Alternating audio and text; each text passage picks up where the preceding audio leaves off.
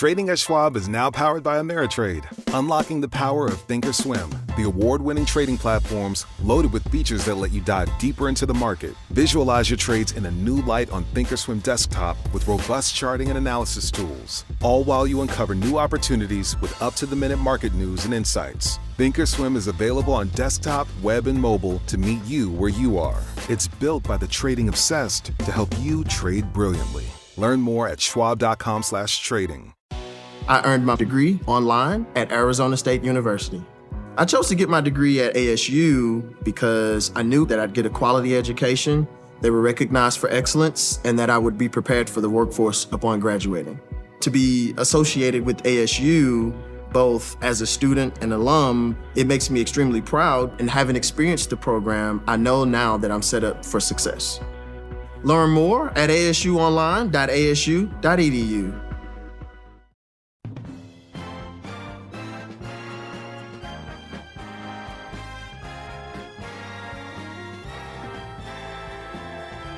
Now, the greatest radio shows of all time. Suspense. The Shadow Node. Washington calling David Harding, counter-spy. Classic radio theater. The Great Gildersleeve. Fibber McGee and Molly. Dragnet. Gunsmoke. The Lone Ranger. Now, step back into our time machine with your host, Wyatt Cox. Good evening, friends of the Inner Sanctum.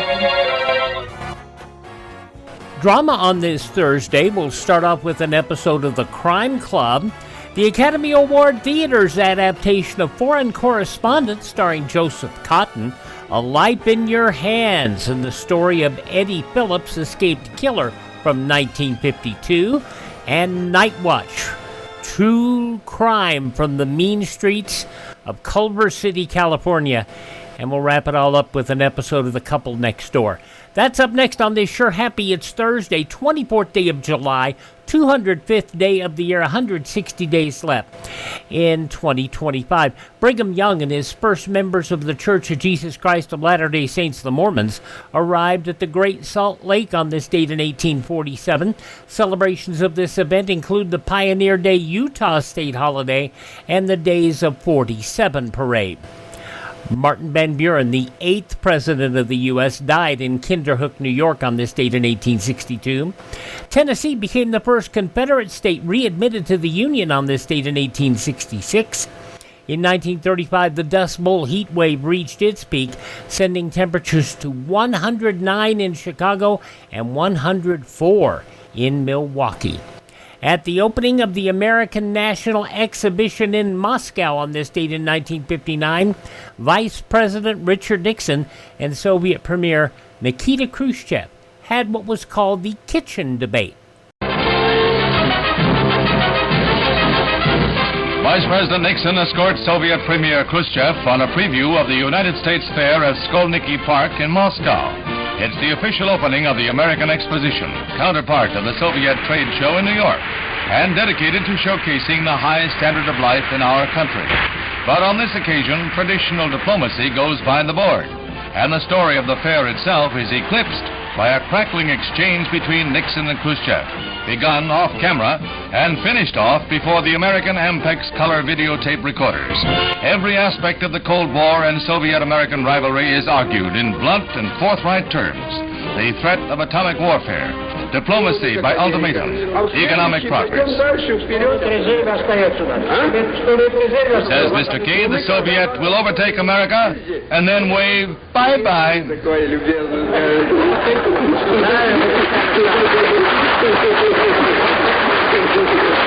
Both Khrushchev and Nixon appear to enjoy themselves. Says Khrushchev, he is a communist spokesman dealing with a capitalist lawyer. All that I can say from the way you talk and the way you dominate the conversation, you would have made a good lawyer yourself. But the culmination is agreement that both nations should hear the startling debate uncensored. All of these reporters here, we have every word that you have said. Every word that you have said has been taken down, and I will promise you that every word that you have said here will be reported in the United States, and they will see you say it on television. Но я видел, я сомневаюсь, поэтому я хочу, чтобы вы, вице-президент, что вы даете слово, что моя речь тоже будет записана на английском языке. Будет, нет? Certainly it will. Certainly. Yes. Right. In fact, and with the same token, everything that I say will be recorded and translated and will be carried all over the Soviet Union. That's a fair bargain.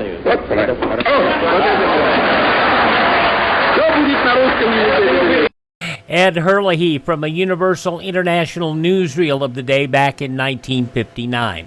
In 1969, Apollo 11 splashed down safely in the Pacific Ocean. In 1974, on this date, the Supreme Court unanimously ruled President Nixon had to turn over White House tapes to the Watergate special prosecutor. In 1983, on this date, the Pine Tar incident, George Brett, batting for the Kansas City Royals against the New York Yankees, has a game-winning home run nullified.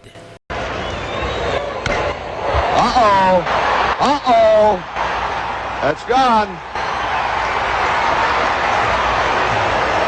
I've never seen this. I never have either. I don't know what they're measuring.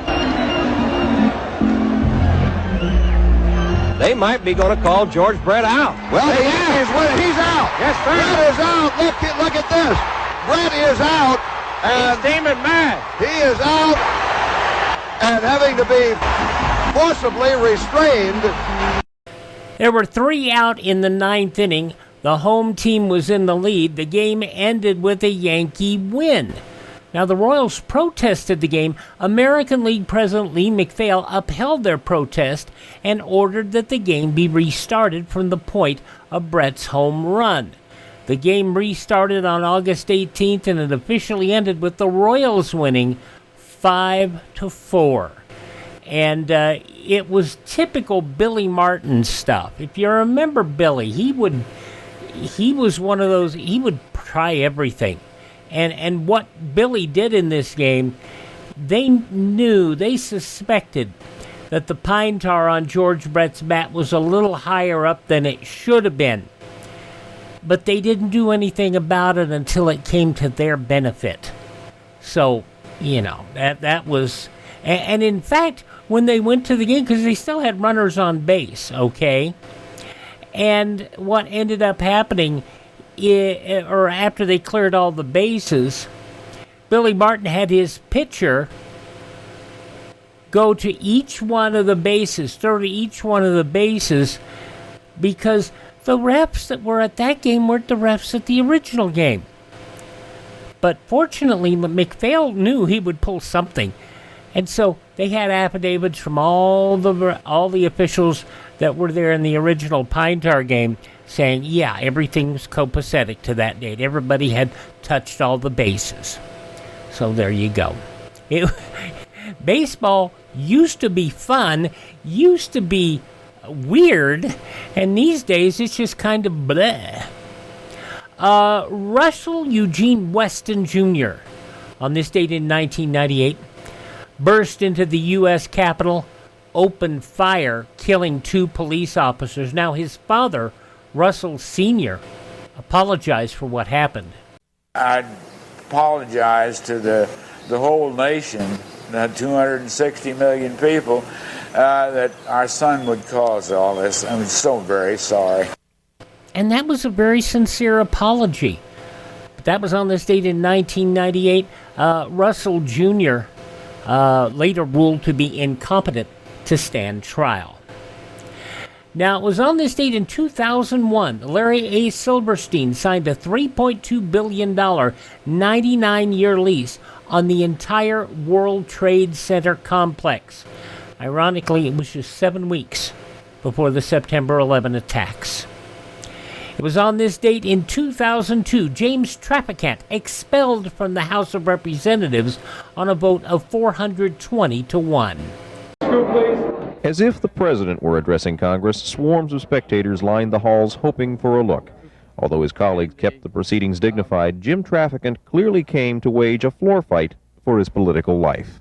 Do I do my hair with a weed whacker? I admit.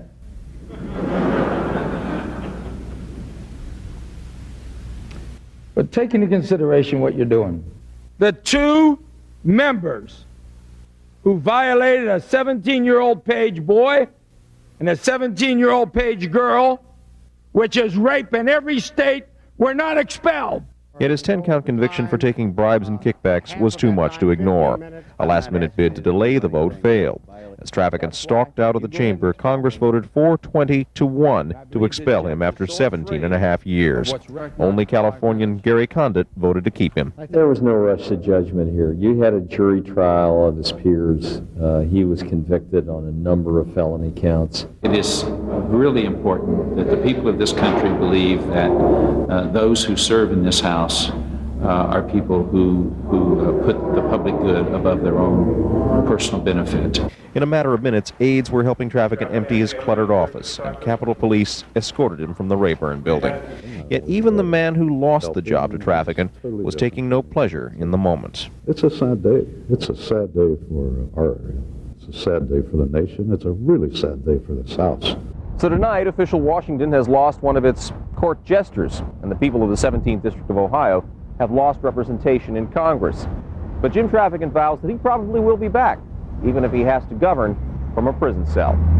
In Washington, Joe Bell, 27 First News. Audio from Youngstown television station WKBN. Trafficant did go to prison. He was sentenced to prison, served a 7-year sentence, released in 2009. He passed in 2014 following a tractor accident at his Green Township, Ohio farm. And, Trafficant did some very bad things. But as was pointed out, some of the people did during that time with the pages, that was criminal as well. And they didn't serve any time. They didn't get expelled. You know, a couple of days here, we'll talk about Barney Frank. That's another mess. 2002, 9 coal miners trapped in a mine in Pennsylvania. All were rescued 3 days later. It was on this date in 2014.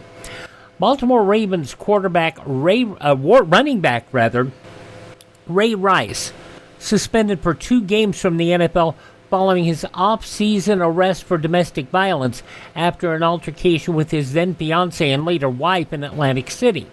Ravens coach John Harbaugh responded to that. Consequences when you make a mistake like that. I stand behind Ray. He's a heck of a guy. He's done everything right since. He makes a mistake, all right? He's going to have to pay a consequence. And you do the crime, you do the time. But a 2-game suspension after being arrested for domestic violence? A lot of people got mad. Domestic abuse is still, and a lot of crimes are still not taken seriously by the National Football League. It's not.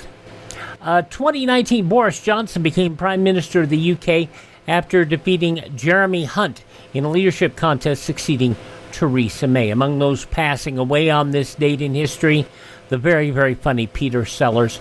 Chad Everett from Medical Center. Also, the Jeffersons' Amen Dinosaur star, Sherman Hemsley. Peg Lynch. The Private Lives of Ethel and Albert and the Couple Next Door, passing away on this date. Her daughter, by the way, continues to maintain Peg's website to this day at peglynch.com. I know I mentioned that. I'd like you to check it out. Regis Philbin, passing away on this date.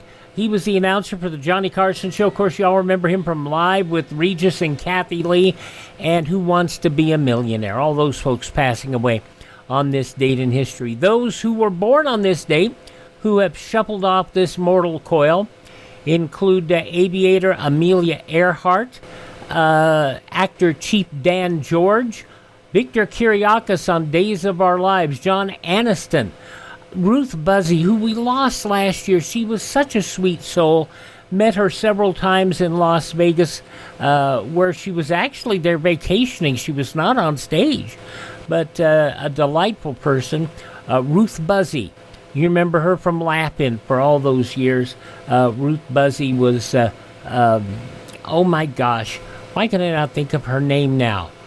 Gladys Ormsby, yes. She always smacked Artie Johnson around the head with her purse. Major Don West from Lost in Space, Mark Goddard, born on this date. And Gallagher and his Sledge-O-Matic, the prop comic, born on this date in history. All those folks have shuffled off this mortal coil.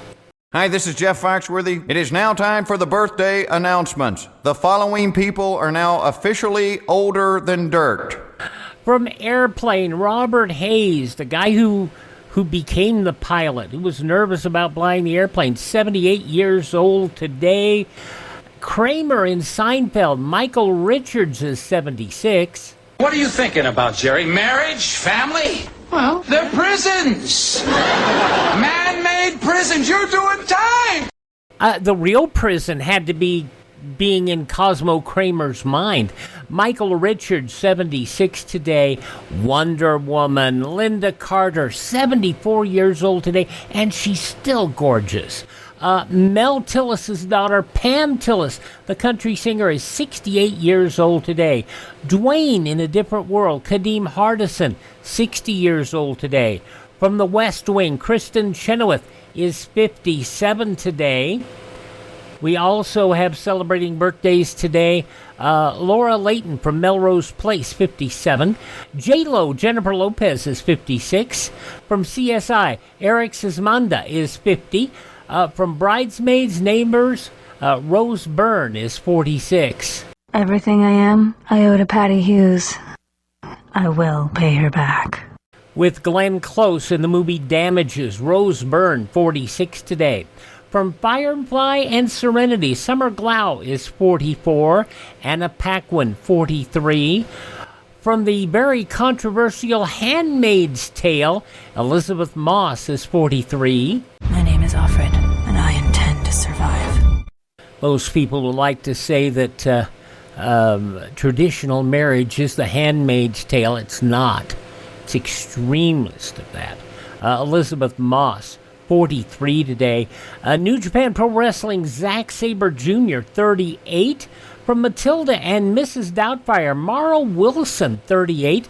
The voice of Lilo in Lilo and Stitch, DeVay Chase, is 35 today.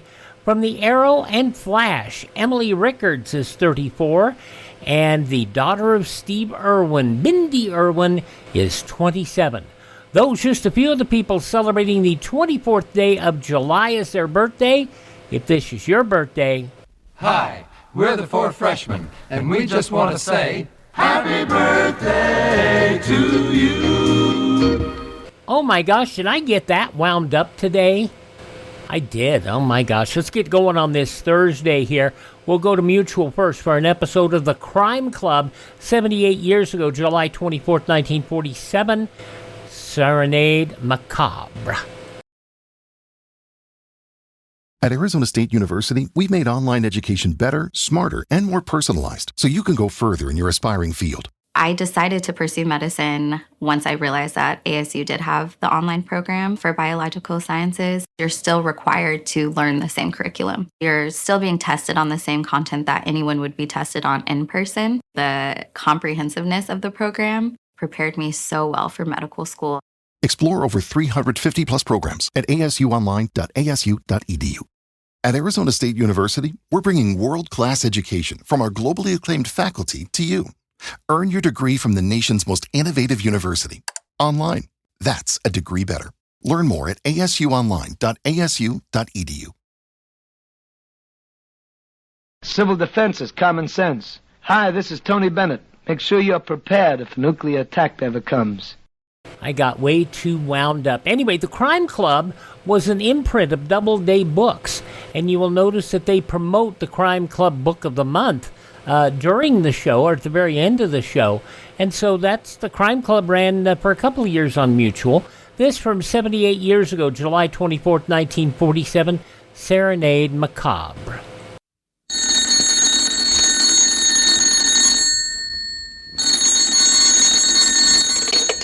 Hello, I hope I haven't kept you waiting. Yes, this is the Crime Club. I'm the librarian. Serenade Macabre. Yes, we have that story for you. Come right over.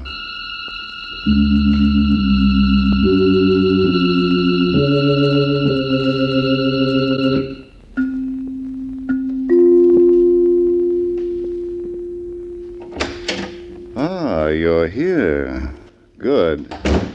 Take the easy chair by the window. Comfortable? The manuscript is on this shelf. Here it is. Serenade Macabre. The very exciting story of a circus in which the last performance was given by death. Let's look at it under the reading lamp. It is 2:00 in the morning, and on the outskirts of the town where the tents had been set up and the red and gold wagons moored, the circus is asleep. A succession of shadows in the moonlight, quiet, peaceful. Except for the occasional roar of protest that comes from the throat of Sultan, the untrained lion that Victor Parnell had vowed he would break. And, except for the movements of two people, Louise Parnell and Roy Turner. Come on. There's the training tent. Roy? We'll never have to worry about Victor again when Sultan gets through with him tomorrow morning. What's the matter? Nothing. I dropped the bottle of glue. Did it break? No. Now listen, kid. You gotta pull yourself together. We'll never get another chance. I can't help it, Roy. I'm frightened. There's nothing to be afraid of. What if we should get caught? What if somebody should see us? I tell you, there's nothing to be afraid of. Jim Harkness, the night watchman. He doesn't get to this point till 3 o'clock. Well, suppose he should decide to change. For Pete's sake, will you relax? I'm the owner of the circus. I set up the schedule for him. Oh, I hate that beast. It's going to be our best friend tomorrow. Come on, we're only about 10 feet from the tent. The whole job won't take more than a couple of minutes. You know, it's murder, Roy. So? The idea of having Victor ripped to pieces by a lion. You want to get rid of him, don't you? I could ask him again to give me a divorce. Maybe if I keep after him. Duck into the tent. Roy, that's... Get in there. That's Jim Harkness. Quiet. You said he wouldn't be here until 3 o'clock. He's going to see us, and he's going to tell Victor. He mustn't see us. If you've got to kill him, he mustn't see us.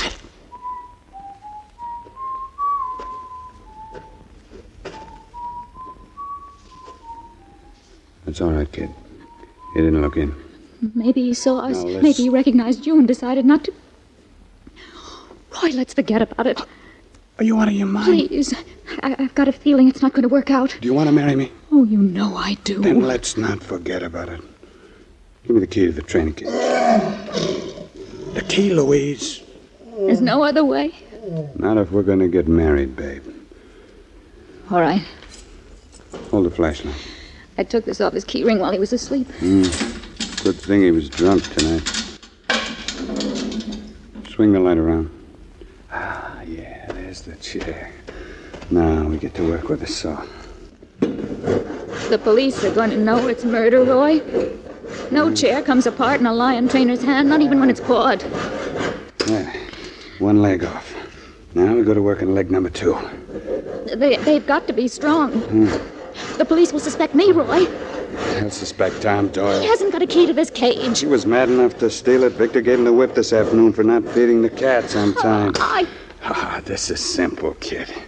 2 legs and a gluing job to go, and by noon tomorrow... you hear that, babe? That's Sultan telling you that by noon tomorrow you'll be a widow.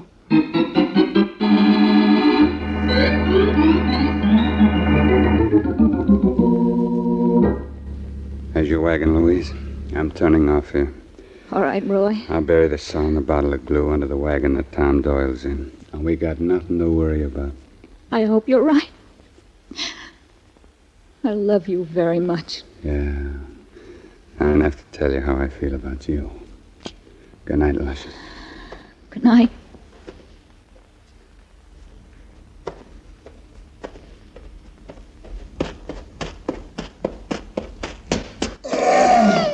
Shut up, you ugly beast. Shut up. Oh, good heavens. On the line, Louise. Victor, What'd you expect to find? The Maharaja of the circus? I thought you were asleep. I was. Put the light on. I'm tired. I want to go to bed. And I feel like talking. Well, Louise, will I have to get up and put the light on, or will you do it? I'll do it. That's better. Now, come here. Victor, whatever it is you want to say, can't it wait? You never ask Roy Turner to wait, do you? Of course, he's the boss. The guy who inherited a circus and doesn't know what to do with it. So he keeps busy going after my wife. Please. Did he tell you tonight how beautiful you are? I didn't see him. I heard Sultan kicking up a row, so I went down to see what's the matter. Stop it, will you? I'm telling you the truth. Oh, what's the matter, Louise? You're usually a lot calmer than this. Oh, I'm sick and tired of having you suspect every move I make. Since when? You can't turn your back on me without... Oh, shut up, shut up! Is Sultan getting on your nerves, too? I can't stand him all day and all night. The cat never sleeps. Victor, I want you to get rid of him. Sure. Send him back to the jungle. Kill him. Do anything, but get rid of him. He cost me a small fortune, Louise. I don't care. You've got other lions. Well, he'll be great for my new act. You'll never break him, Victor. That's one cat that'll never take orders from you. And I say he will. You're wrong. You've been trying for weeks and you... Listen, Victor.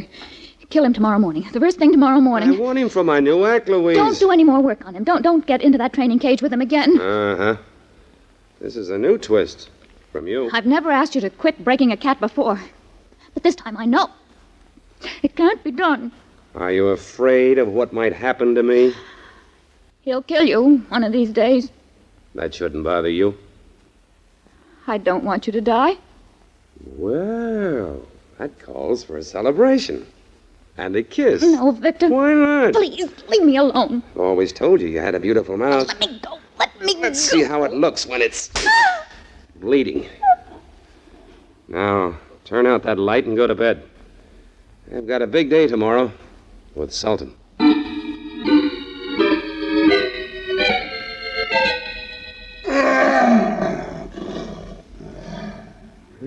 He doesn't seem to bother you this morning, Louise. I'm getting used to him. Doesn't take long when you start hoping, does it? I warned you, if you ever hit me Tell again... that to Sultan. He might decide to help you. Yes, who is it? It's me, Mr. Parnell, Jim Hartman. What do you want? Boss wants to know if you're going to work in that lion today. Just a minute. Mr. Turner sent me to ask you if you were going... Why? Oh, I don't know, Mr. Parnell. He didn't tell me. Morning, Mrs. Parnell. Good morning, Jim. That cat was howling all night. Sort of gave me the willies. He ain't like the other cats. He will be. Tell Roy Turner I'll go to work when I'm ready. Okay. And tell him I don't want anybody in the training tent when I'm working. You going to tackle that lion all alone, Mr. Parnell? Oh, Roy can be there if he wants to. And Louise, of course. But Mr. Turner don't know nothing about lions, sir. Why, if that big fella should get frisky... You heard what I said, Jim. Now, go ahead and do it. Okay. I'm only the night watchman. But if I was in that training cage with that cat, I'd want a lot of people all around with long sticks. Yes, sir. All around. He's right, Victor. I'm running my own show, Louise. Now, finish the coffee and let's get out of here. In a minute. Now. You can put your face on later. Roy won't mind seeing you without makeup. I want you to stop talking about him. Here's the gun, baby. Yeah. Too bad it's not loaded with real bullets, huh? Instead of blanks. It's too bad. But maybe it won't make any difference to you.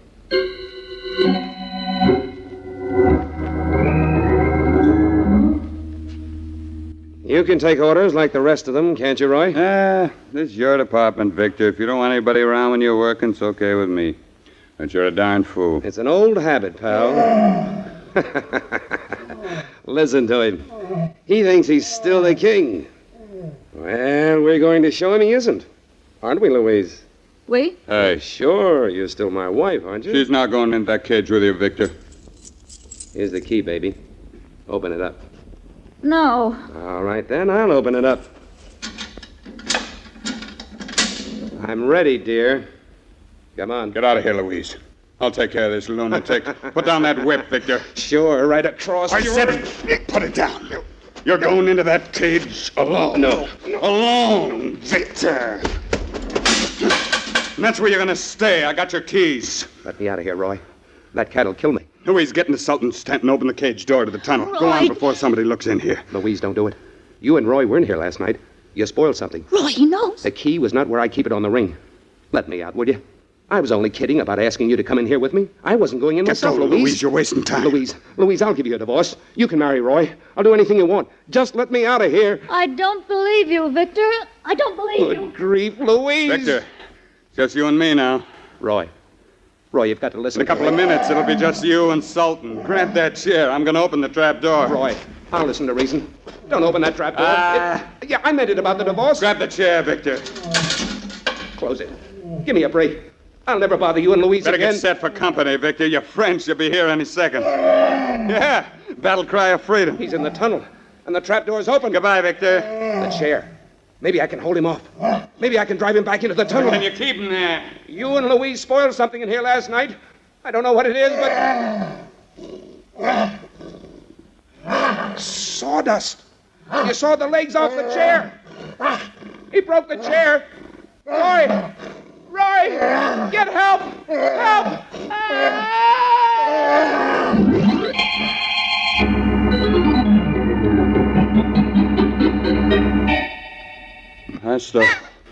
That's the whole story, Captain Williams. The chair broke in Victor's hand, and before Louise and I realized what had happened, Sultan had knocked Victor down. Go ahead, Mr. Turner. Oh, it was the most horrible thing I ever saw. That animal tearing at Victor as if he... Oh, no, Roy.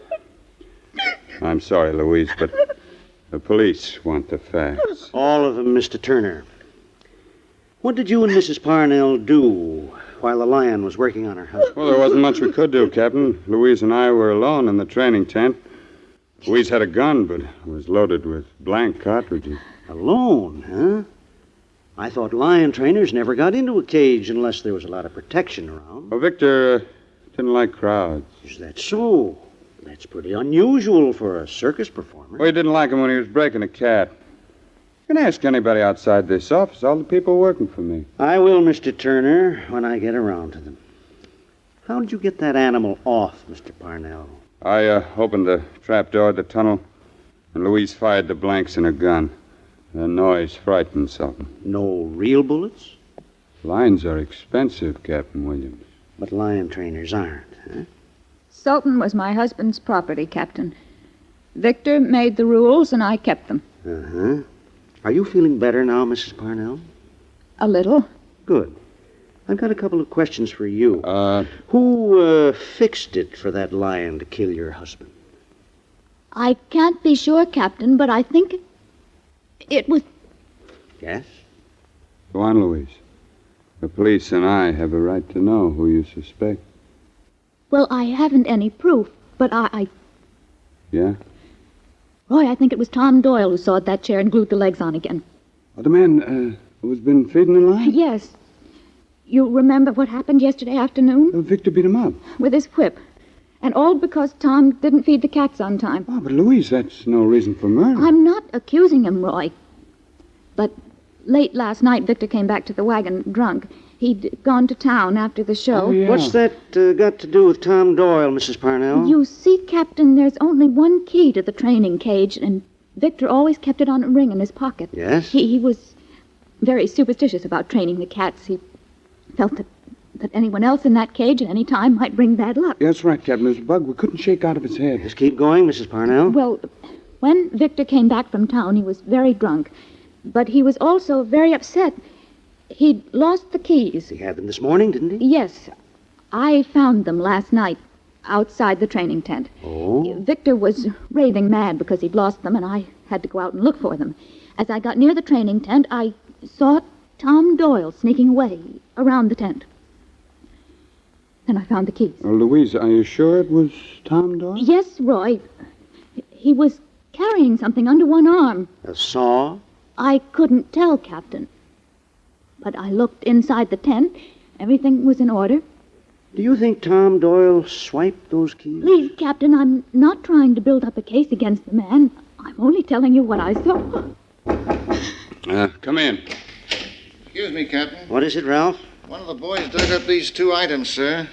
A saw and a bottle of glue. They were buried under a wagon that 3 guys live in. Which 3 guys, Ralph? Joe Smith, Pete Frenzy, and Tom Doyle. Where's Tom Doyle? Him and the other 2 are in the wagon.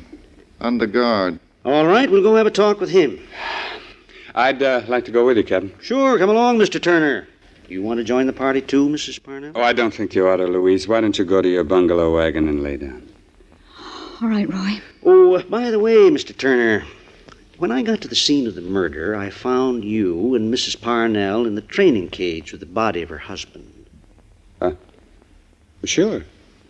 We thought he might still be alive. How'd you get in if Mr. Parnell had the only key? We gave it to me, just in case. Well, okay. Let's go, Ralph. You can come along, Mr. Turner, if you still want to. But remember, you listen while I ask the questions.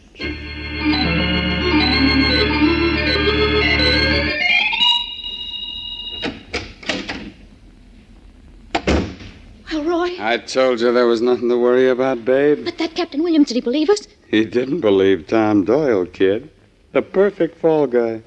Roy. Yeah, the Lummox had no alibi for last night, so they took him away. Then we're in the clear? Without breaks. Come here, Luscious. Why not? You gave a perfect performance for Captain Williams. How about giving one for me? Thank heavens I don't have to convince you. Don't kid yourself, Toots. When it comes to love, I want all the convincing you can give. Darling. How is that? Great. As a sample. Now... Don't rush me, dear. It's been only 3 hours since I became a widow. Oh, babe, you even look better. We'll have to be very careful, Roy. What do you mean? No marriage until we're far away from this town. I had that figured out, too, Louise. So that you have to have nothing to worry about with me. What's this? Partnership agreement. I'm giving you a 50% interest in the circus. Roy. Don't crowd me yet, honey. I'm not through. What? You get my 50%, too, if I should die. Oh, you darling. I don't need all this insurance. I wouldn't want it without you. Here's the catch, sweetheart. I don't expect to die. You idiot. Now, come here. How about some more convincing? Okay. Come on, Louise. I'm waiting. Not now, Roy. What's the matter? Listen. What for? That whistling, I can't stand it, Roy. Ever since last night when Jim Harkness passed the training. Will you snap out of I'll it? never be sure he didn't see us. He didn't tell Captain Williams, did he? I just can't seem to get it out of my mind. Roy, we'll have to do something about Now, Jim. Wait a minute. He's been with the circus for years. I practically inherited. Well, I don't want him around. Okay. But believe me, kid, you're making a big fuss about... Come in. What do you want, Jim? Answer me when I talk to you. I noticed the Sultan stopped complaining after he chewed up Victor. We ain't heard a peep out of him since. Get out of here, Jim. Well, that ain't a nice way to talk to a business associate, ma'am. Business associate? Shut up, Louise. What do you mean, Jim? She knows what I mean, Roy. I'm Mr. Turner to you. Not anymore, Roy. I'm not working for you anymore. You quitting? I'm tired of being a night watchman. For a guy like me that used to be a star tumbler, keeping tabs on a bunch of tents and animals, it ain't dignified, Roy. I'm retiring. What's that got to do with me? You're going to make my retirement worthwhile. You and Louise. Jim, what do you want? Louise, I told you to shut up. Don't get mad at her, Roy. She's only trying to keep the rope off her neck. Tom Doyle ain't no killer, but I can tell the police who is. Now, look here, Jim. If you got any bluffing to do... I seen you and Louise in the training tent last night and heard you working with a saw. You don't know what you're talking about, Jim. Maybe the cops would say different, huh? You can't prove it, you dirty blackmailer. It'll be your word against ours. Yeah, but whose word's going to count more? I seen where you buried the saw and glue, Roy. Why don't you tell that to police this morning? Oh, were the police here? What are you driving at? I'm a night watchman. I work all night, and I'm supposed to sleep all day. I ain't seen the police yet. Didn't they question you? Well, I wasn't in my bunk all day. I just got back from a snooze in the park. You see what I mean? He's got us, Roy. Let's find out how much he wants. Well, you don't have to ask me twice. $50,000. $50,000? I want a nice, comfortable retirement, Roy, and I want to start today. Think it over, but don't take too long.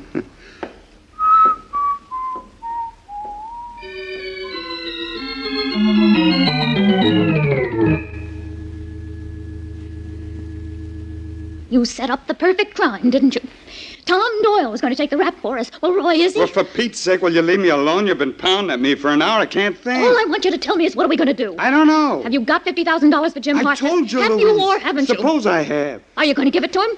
Do you want me to? I don't want him to go to the police. It's about all the cash I have, Louise. If I give it I don't want him to go to the police. We'll be flat broke. We won't be able to pay salaries. There'll be plenty of cash coming in. But not enough to pay off, Louise. We'll be stranded. Would you rather swing?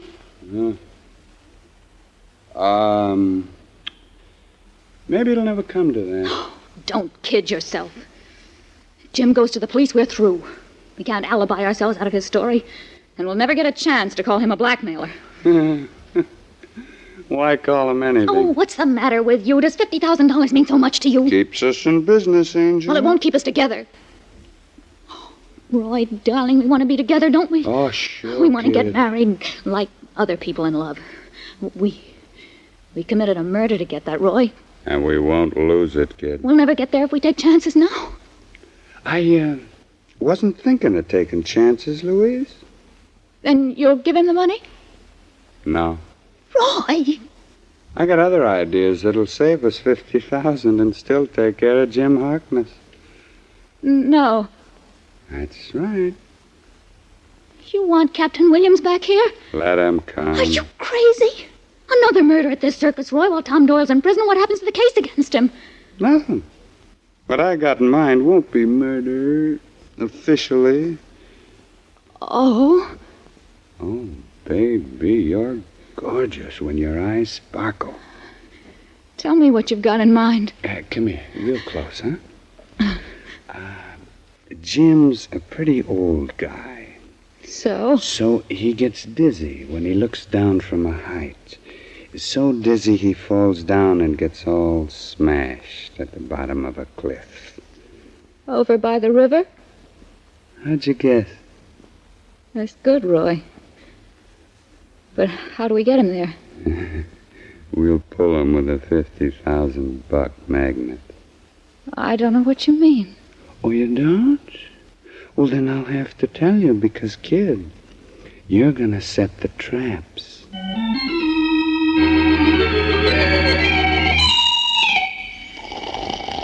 Jim, wake up. Wake up. Hey, what's Louise. Where are the other men who belong in this wagon? They're out working. I was catching some winks. I don't want them to find me talking to you. How soon are they coming back? I never know. Sometimes they knock off for a swig. That can be any time. How about the money? You'll have to wait until tonight. Yeah? Roy's got most of it now, but he's counting on the ticket sale to make up the difference. I want a full $50,000, Louise. You'll get it, you dirty blackmailer. Meet me in the park at the top of the hill. What hill? Haven't you ever been in this town before? Oh, this is the first time. Old man Turner never played this circuit when he ran the show. Oh. Well, there's a hill just outside of town, a public park on top. Be there at 9 o'clock. Why up there, Louise? Because Roy doesn't want to be seen talking to you. Will you be there? Yeah? Okay, so will I. But if you got any notions, Louise... Don't be a fool. I'm not going to kill you. Roy and I could do that any night if we wanted to. You're a night watchman. There's nobody around when you work. So you thought of that, huh? Well? It's a date, Louise. And then, goodbye.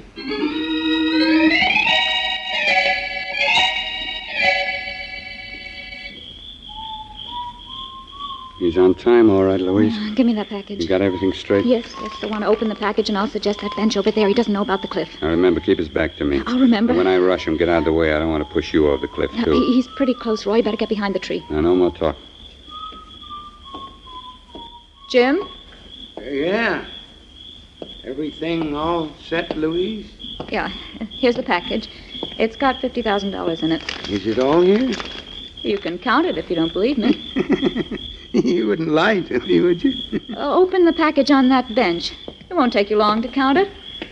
Come on, I've got a flashlight.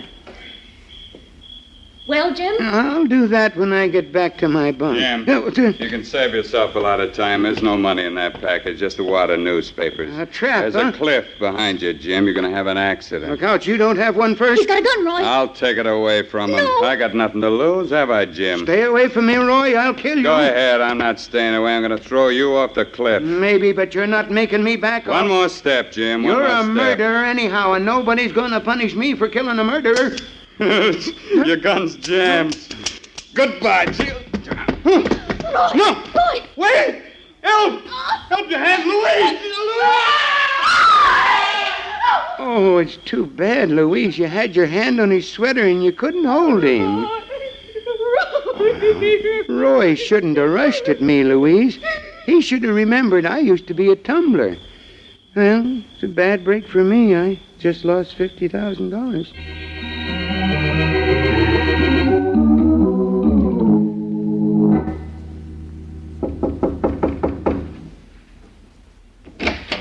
I'm back again, Mrs. Parnell. Come in, Captain Williams. This has been a week of tragedy, hasn't it? My husband's murder and Roy's death last night. It's surprising I've still got my sanity. Let me see your hands. My what? Your hands. I don't see what that's got to do with anything. How did you break that fingernail? Now, see here, Captain Williams. I'll tell you. It got caught in Roy Turner's sweater when you pushed him off the cliff last night. Have you gone out of your mind? We found the part of the nail that belongs on the finger, Mrs. Parnell. And here's something else we found. Just read it without putting your fingers on it. It's the carbon copy of a partnership agreement between you and Roy Turner, and it gives you his share of the business after his death. Roy gave this to me without my asking for it. We were going to be married. Yeah, well, we're not holding Tom Doyle anymore. We've got you. And the worst that can happen to you is that you'll be tried for one murder and be executed once.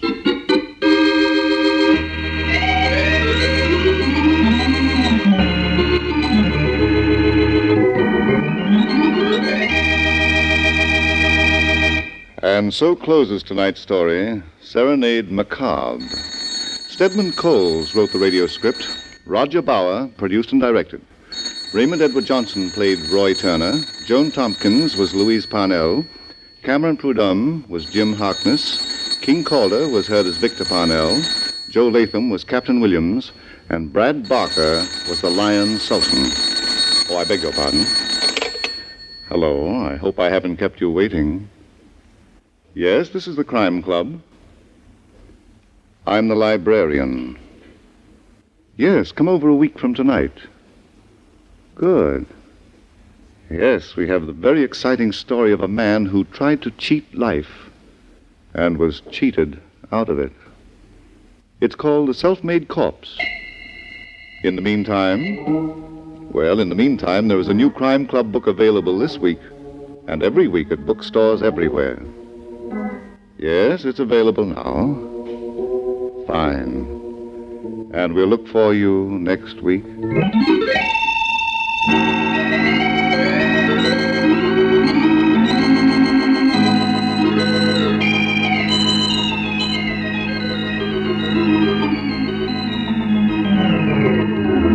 This program came from New York. Stay tuned now for the thrilling adventure broadcast Johnny Madero, Pier 23, which follows in just a moment. This is the Mutual Broadcasting System.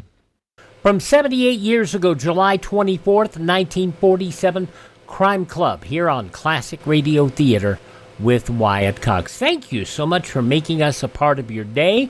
Up next, we're going to go to the movies with Joseph Cotten in Foreign Correspondent on the Academy Award Theater.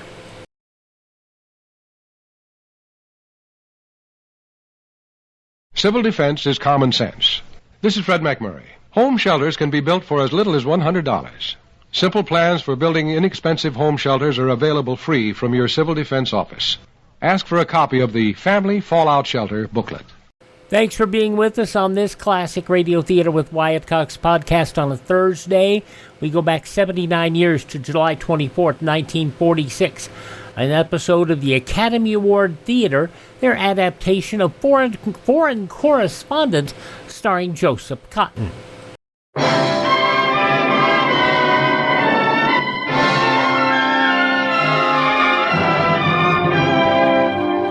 Joseph Squibb presents Academy Award.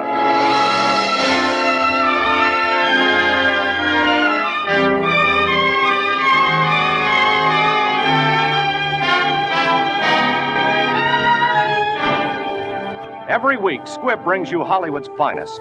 The great picture plays, the great actors and actresses. Techniques and skills chosen from the honor roll of those who have won or been nominated for the famous Golden Oscar of the Academy of Motion Picture Arts and Sciences.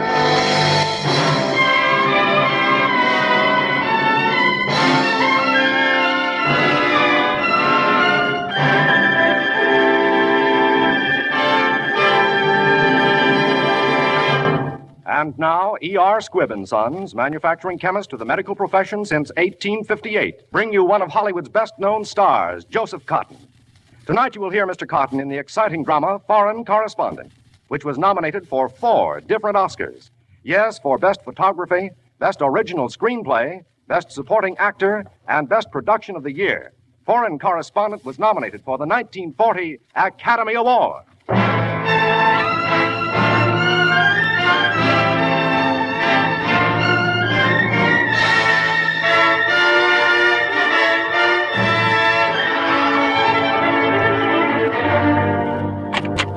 Well, come right in, Miss Green. Put on your glasses, sit down, and take an epic. No, Miss Green, this is not to be an editorial for the Sunday edition. This is to be some notes on my lurid past. You see, before I came here to Springfield and bought this paper and became a substantial citizen, I was a reporter, Miss Green. Johnny Jones, foreign correspondent.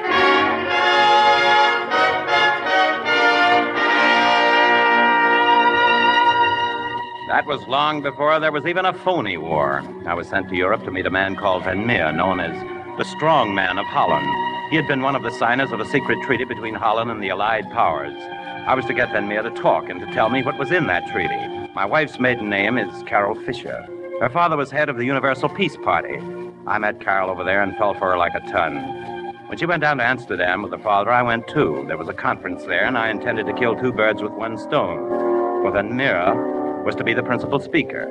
I had met old Van Meer in Paris, so I didn't have much trouble nailing him when he got out of a cab in front of the conference building and started up the steps.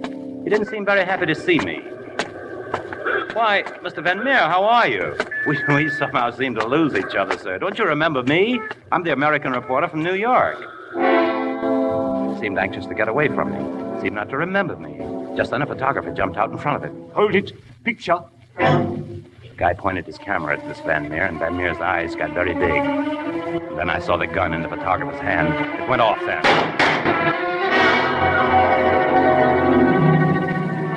I guess I stood there like a goon, just watching Van Meer fall. He was dead when he stopped rolling down the steps. This phony photographer dropped his camera and ran into the crowd. I ran after him. He got into a car and roared away. I looked for a car, and just then my sweet Carol comes riding up in the Bentley with one of those big blonde Englishmen at the wheel. I jumped into the car, pushed Carol over, and yelled at the handsome brute. Follow that car, quick, hurry. Might as well humor him. Righto. What's the trouble? Chap shot someone? Van Meer assassinated. Eh? Looks like it. Bad show. Couldn't be worse from his point of view. There he goes around the corner. Don't lose sight of him. Oh, I thought that was him. No, there he is. No, we've lost him. Come on, faster, faster. Try and get around this car. That's good. There he goes. He's had the luck of the devil. We might get him here. Blow your horn, blow your horn! I say, old girl, mind shoving your knees out of the way? Makes driving difficult. Ah, that's better. Not at all. Anything I can do. Glad to help. Guess we're catching up on him. Shooting at us, by Harry. Shattered the safety glass. Wonder whose make. Better hop into the back, old girl. Good chauffeur we've got, Miss Fisher. Ready? You two know each other? Oh, I forgot. This is Scott Folliot, newspaper man, same as you, Johnny. Correspondent of London Post. Mr. Jones, Mr. Folliot. How do you do?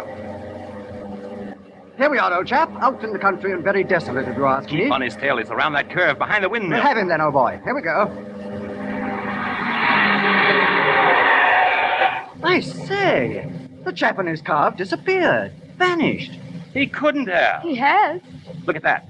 The sails on that windmill. Well, quite common over here in Holland, old boy. I could have sworn those sails were going against the wind just now. Why don't you lie down on the wet grass, old boy, and cool off? I'll cool off at the proper time, but first, would you do me a favor and go back and get the police? Police? What for? We shan't need the police. I've decided not to prosecute. You're going to bring the police back here because our man is in there. In where? In that windmill. What makes you think so? While I'm explaining, a lot of things can happen. Will you please take my word for it and get the police? I'd go myself if I spoke the language. What will you do? I'll stick around here and do some snooping. I hate to seem executive, but this is serious. Right you are, old boy. You shall have the police. Richmond of them.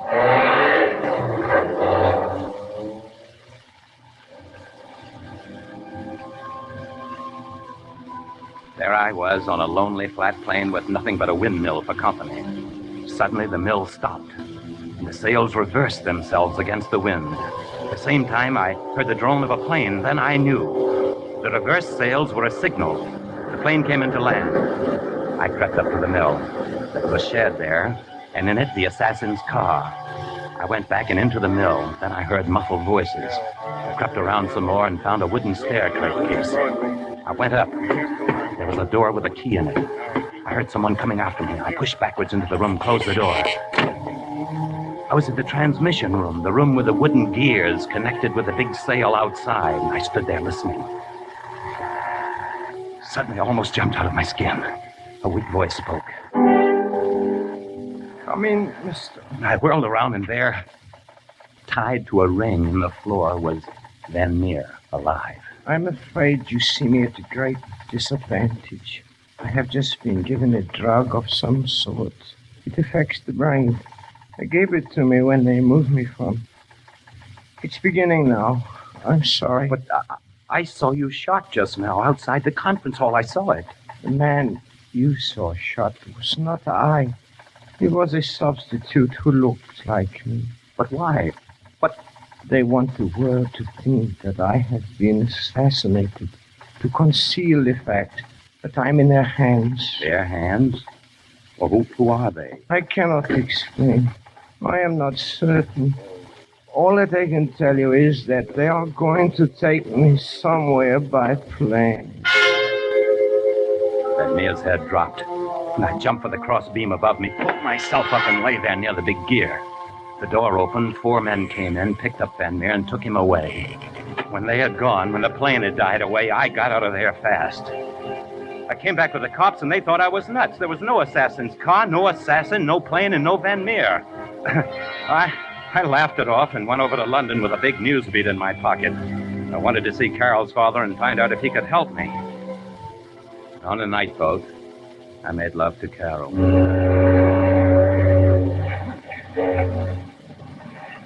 Penny for your thoughts, Johnny. I was thinking of those guys who came into the mill and took old Van Meer away. They sounded like Nazis to me.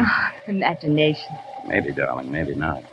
I got one good look at the leader's face, and, well, it wasn't from the County Cork. Hard being happy with the world falling apart. The world isn't falling apart. Just governments. It's the same thing. Well, only governments don't sit in the moonlight wearing shawls and looking beautiful. They're certain to march into Poland. Tomorrow, but not tonight. Look, I'm in love with you, no matter who marches where. When you think of what may happen, love doesn't seem so important. I don't know. It survived a lot of wars. Now, will you forget the fate of Europe for a minute? I'm in love with you and want to marry you. I wonder what Father would say. About what, the fate of Europe? No, about our marriage. You did ask me, didn't you? I've been pleading for hours. I think he will be pleased. I'm sure he will. Everybody will be pleased. England, America, and me too.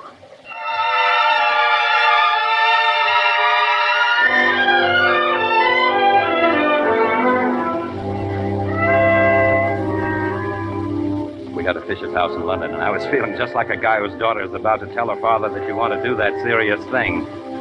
The butler opened the door, and there was my future father-in-law having breakfast with a man whose face was the face that led the guttural voices up to take Van Meer away from the mill. Carol, my dear, what a pleasant surprise. And you didn't even wire me. Father, I hope you don't mind us barging in like this. Johnny brought me over on a boat. Mr. Krug, how nice to see you again. Oh, but of course you haven't met Mr. Jones. It's Krug. Mr. Krug is with an embassy here. I think I shall have to be getting along, Mr. Fisher. Shall we settle on the wording for the peace petition now, or leave it till later? Oh, we might as well clear it up now. You'll excuse us. Go right ahead, Mr. Cruden, to my study. Father, could we have just a moment? It's terribly important. Why, certainly. I won't be long. Mr. Fisher, get the police quick. Van Meer isn't dead.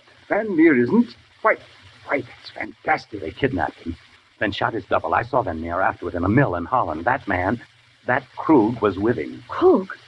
That's ridiculous, Johnny. We've known him. I know, dear, but Mr. Jones says... I tell you, I spoke to Van Meer. He told me they were taking him somewhere by plane. They must have brought him here to England. I've always felt a little uneasy about Krug. Mr. Fisher. I'll keep him there. Coming, Mr. Krug. Be careful, Father.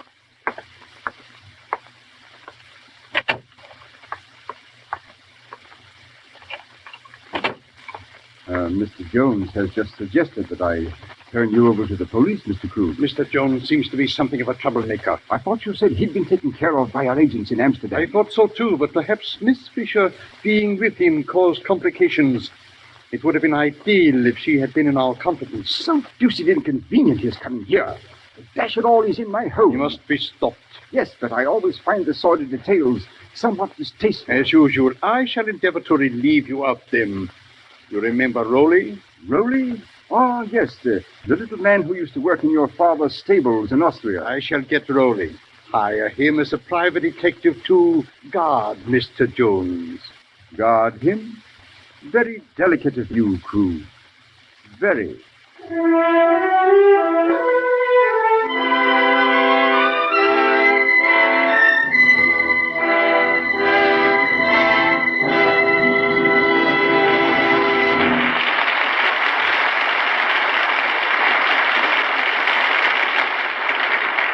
In just a moment, you will hear the second part of Academy Award. Delightful Squibb Dental Cream is a member of the great family of Squibb products that every member of your family will enjoy using every day. Youngsters and grown-ups alike find it so refreshing. Let it linger on your tongue for just an instant and note that spicy tang of mint. Fragrant, frosty, you can taste the refreshing difference when you use Squibb Dental Cream. Let its pleasantly brisk action wake up your whole mouth. Leave it tingling, alive. You can feel the refreshing difference when you use Squibb Dental Cream. And soon you'll see a refreshing difference in your smile. For the polishing agent in this quality dentifrice is one of the safest, softest, yet most effective known to dental science. So begin tomorrow to brush your teeth with Squibb Dental Cream. Then you'll enjoy all three ways a fine dentifrice can serve you. You'll taste, feel, and see the refreshing difference. Use Squibb Dental Cream.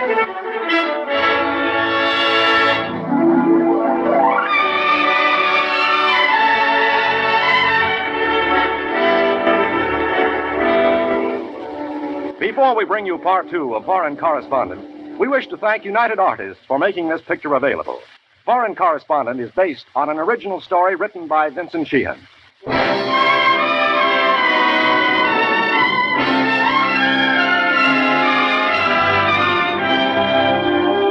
And now, the House of Squibb presents part two of Academy Award, starring Joseph Cotton in Foreign Correspondent.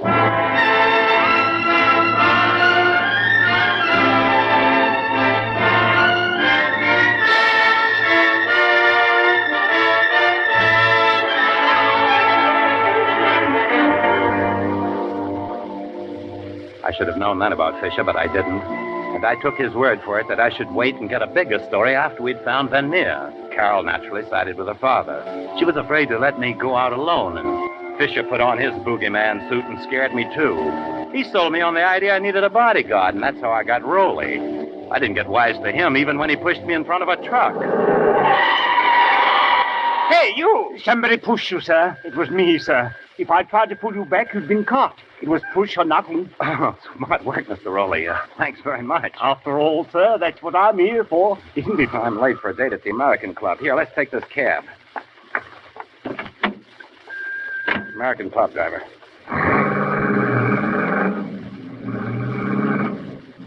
I'm not certain, sir, but I've an idea that two men have just got into another cab to follow us. Oh.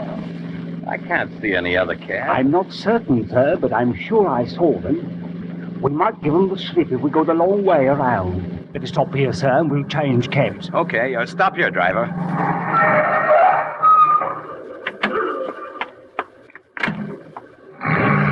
Now, sir, no use waiting for them to catch up. Our job is to give them the slip. What? Let's get another cab, then. Wait a minute, sir.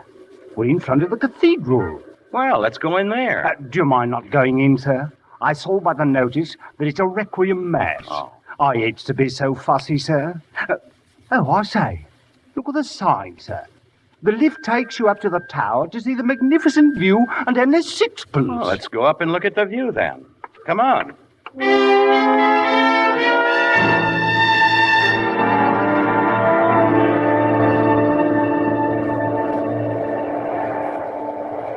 Say, this is pretty dangerous, this low railing, and some drop, too. Oh, you better be careful, sir.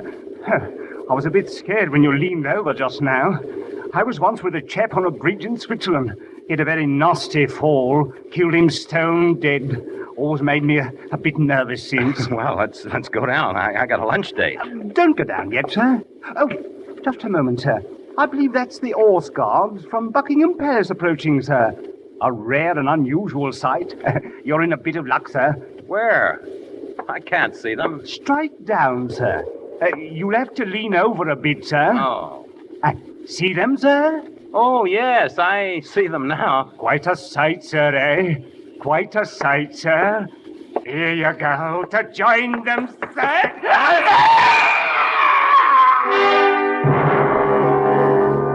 I don't know what made me turn aside suddenly. One of those hunches. But just as I did, Rolly, with his hand stretched out to push me, went hurtling by and over the rail and down to a horrible death before the crowd below. The thing that sent chills up my spine was that I knew then that Carol's father had tried to have me murdered. In my state of mind, it was like a double skite seeing old boy Folliot again. Hello, old boy. Congratulations on your little set to with Rolly. How'd you know about Rolly? Rolly and Fisher, old boy, and the fellow with the high-necked sweater. Matter of fact, followed them here to London. I see. Then you believe me now about Van Meer? Oh, of course. I'd suggest we work along from here together, old boy. First thing I'd suggest after that would be that you kidnap Fisher's daughter. What? Well, all right, old boy, no offense. But if you give me a chance to bear down on Fisher, he dotes on her, you know. Maybe he'd talk and tell us where Van Meer is. Hey, who are you anyway? I mean, what are you? British subject, old boy, patriot and all that. My country's on the verge of war. I see. Okay, pal, I'll kidnap Carol. That is, I'll go through the motions. Where'll I take her? Take her to Cambridge. I'll get you digs at the College Arms. Oh, wait, now, what happens after you get Fisher talking? I'll phone you, old boy, and let you in on the kill. It's a deal.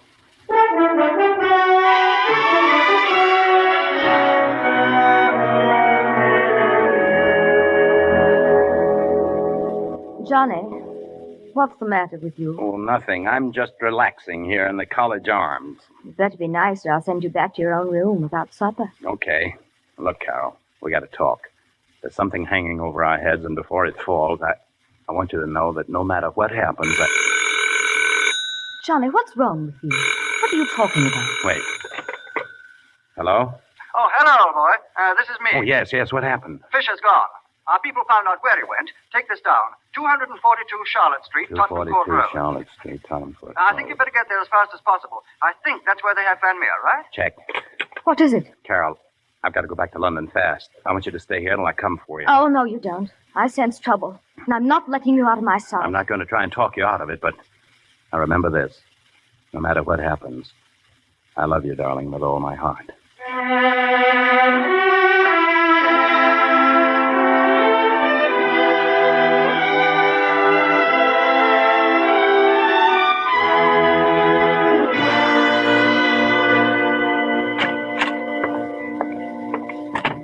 Where is Van Meer? There he is. Those lights in his face. Can't you cut them down? Yes, cut them. Thank you. Thank you very much. You are like my friend, Mr. Fisher. I am so sorry. It is so dark. I cannot tell. But you are like my friend. I am Fisher, Mr. Van Meer. I am your friend. I am so glad. How did you get here? Am I going away now? Thank you, Mr. Fisher. Thank you. Are the police here? They mustn't get away. You mustn't let these people go. Pardon me, gentlemen. I represent the Jupiter Life Assurance Company. Can I interest you in a small policy? Did you have to bring him up here? I didn't know what to do. He tried to get away. You mustn't blame him, Krog. He's nervous, and he had a pistol in my back. I came easy. But go right ahead, gentlemen. Don't mind me. I'll sit right down here. What is that? Is it the police? Tell me where I am. You're in London, Mr. Van Meer. These people think I'm working with them. You and I must play a little game. A little game? Yes. They want you to tell me something. Just one little clause in the treaty. Clause 27. Clause 27. Come, Mr. Van Meer. But it's the secret clause. I know. Clause 27. But they mustn't know it. It would help them if they make war. War. You don't want any help, do you? Don't tell him anything, Mr. Van Meer. He's not your friend. Who was that? You are not my friend. Oh, I see. You cried peace. Peace, and there was no peace. You were a liar, Fisher, a cruel, cruel liar. I will never talk. Do what you want with me. Well, it's useless. Better try your methods, Krug. Bring him over here.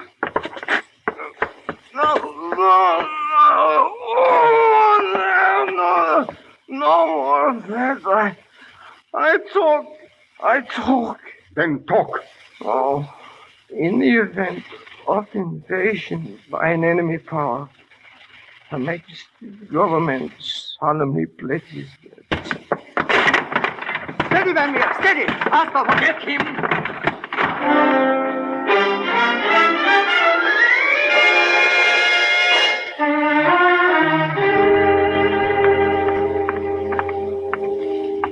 That's a number, but it's a restaurant. And Doc.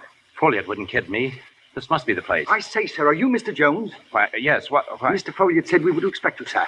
We shall get a signal from Mr. Folliot any moment now, sir. Say, what is this? Who are you, and who is Folliot? Sorry, sir, but Mr. Folliot will explain.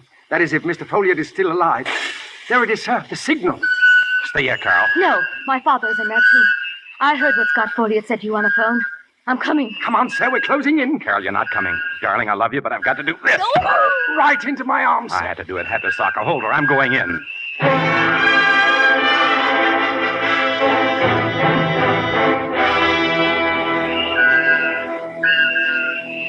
We're trapped. Yes, oh boy, you are, to put it in so many words. No, I've got to get out of here. Too late. The place is surrounded. And this man must die before they get here. What about us? You will pay the price your country asks. The work is not finished. I must go on. Very well. Sorry, Folliot, this is war. Think nothing of it, old boy. Go ahead and shoot. No, I'd feel silly if I were you, Krog. Taking the rap, holding the sack, as it were, for Fisher. He wants to sell out so as his daughter won't find out he's been a Nazi spy. So the daughter, eh? Do as you're told. That's an order, Krug. Why should we die and let you get away because your daughter doesn't know about you? I have a daughter, too, in the homeland. Shoot, you fool! Quickly! Yeah, I shoot! Stand where you are, all of you. Drop those guns. Folliot, you all right? Hello, old boy. Mighty happy to see you. Fisher. He's been shot. Yes, old boy. I talked Krug into it. He's dead. Yes. Take those people away. Van Meer. He's just barely alive. But he didn't give us away on that treaty. Was Fisher really... Yes. He was in charge of those Nazis. Carol? Oh, innocent old boy. Doesn't know a thing. What am I going to tell her? Fisher was a Nazi, though only half German. She's all English, old boy. You could tell her father came here to talk to Van Meer and was trapped. That true? Well, yes, old boy. Only it was we who trapped them. And who are we? British intelligence, old boy. Better get to a cable office. You have a whale of a story for your paper. Yeah, and a whale of a story to tell Carol, too, old boy.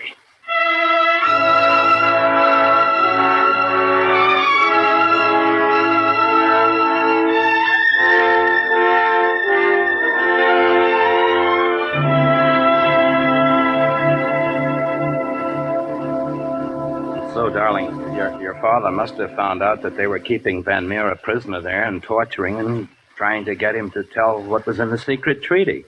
Father went there, and Krug killed him before we could break down the door. Bye, Johnny. I love you. I shall always love you. Now, goodbye. What are you talking about? Goodbye. I know you love me, too. That's why you're lying to me. My father was a Nazi agent, and he was shot by Krug, his subordinate. You didn't know your father would... No, I didn't. Not until he hired that man to try to kill you. Then I began to suspect. When I heard Folliot call you at Cambridge, I knew. That's why you came with me. Yes. I was going to try and talk you out of going in there. I was going to try and make you go back to America before you knew. I am going back to America. Oh. Oh, yes, of course. I'm going back with my wife. Johnny. Carol, my darling, you couldn't possibly help what your father was or did. Now, come on. I've got the tickets and we'll start all over again back in America. No, Johnny, no.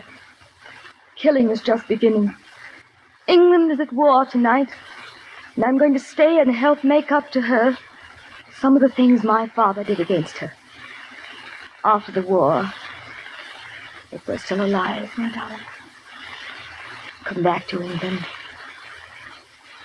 and ask me again to be your wife. I see. I guess I see. All right, darling. I'll be getting along on my boat. Until tomorrow, Johnny. Whenever that will be. Yes, darling. Until whenever that'll be.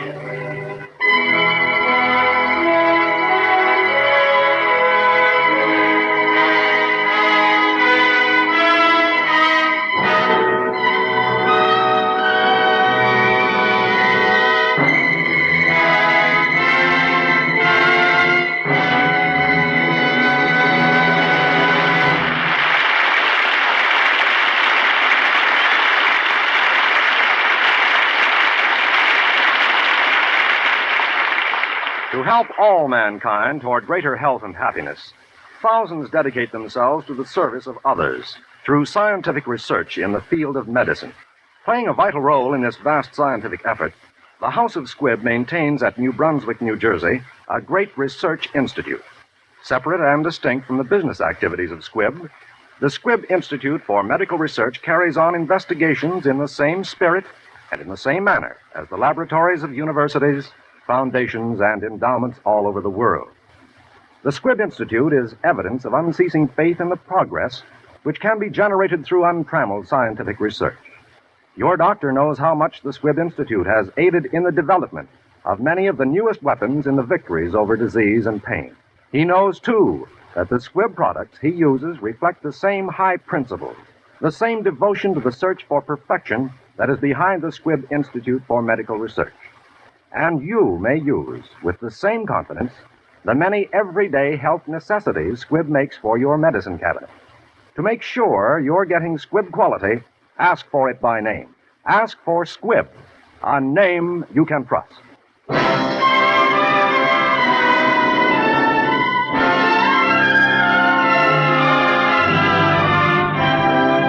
Next Wednesday, another great picture. The House of Squibb will present Academy Award, starring Olivia de Havilland and Jean-Pierre Omar in Hold Back the Dawn.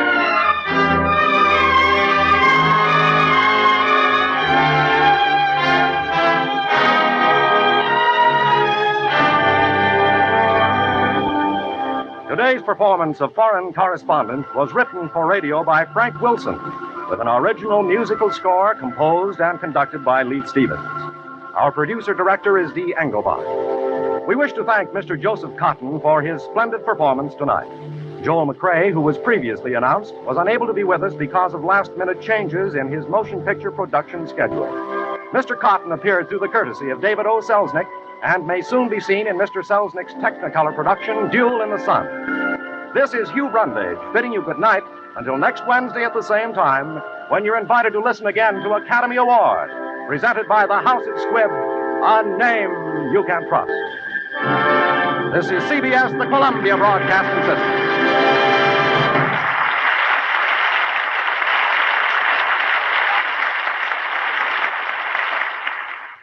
And there you have it, Academy Award Theater.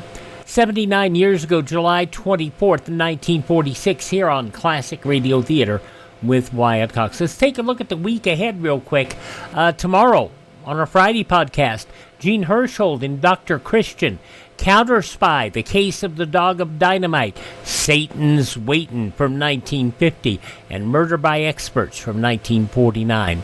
On Saturday, a couple of westerns, Have Gun Will Travel and Gunsmoke from 1959. Escape from 1953, The Notebook. An episode of Mr. District Attorney from their final season, 1953, The Case of the Living Dead Man. And an episode of Dear Adolf, A Letter from a Soldier. The soldier happens to be William Holden. On Sunday, another episode of Somebody Knows as they try to crack the Frank J. Christensen murder. All of the shows on Somebody Knows were unsolved mysteries. And CBS offered a reward, and nobody ever got the reward. Also, an episode of The Lineup from 1950, The Paradise Murder Case, Crime and Peter Chambers from 1954, and Crime Classics from 1953, The Final Day of General Ketchum and How He Died. On Monday, Parley Bear stars in an episode of Escape, The Second Class Passenger from 1949.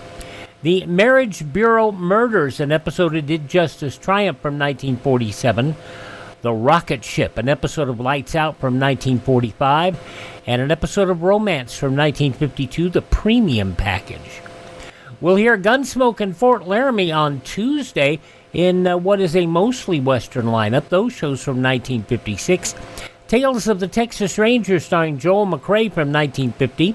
And George Burns and Gracie Allen from 1940, The Kiddie Party. Wednesday, it'll be all shows from that date in 1950, July 30th, 1950, with the adventures of Jeff Regan, investigator, Frank Graham and Frank Nelson, A Fire for Romano, The Whistler with My Own Eyes, Edward Arnold as Mr. President, and Top Secret. On Thursday, Sam Spade, detective, with the Dry Martini Caper, Under Arrest in the Spook of Sherwood Mansion, Nick Carter, master detective in the Case of the Midway Murders, and Broadway is My Beat starring Larry Thor from 1954, The Floyd Decker Murder. And 1 week from tomorrow, we'll have another episode of Nick Carter from 1943, Murder in the Crypt. Brian Donlevy, Dangerous Assignment, The Vienna Mystery, an episode of Confession from 1953, and an episode of Mr. District Attorney in the Case of the Curious Undertaker. That's all straight ahead here on Classic Radio Theater with Wyatt Cox. Visit our webpage at classicradio.stream. Earl Stanley Gardner's A Life in Your Hands is next.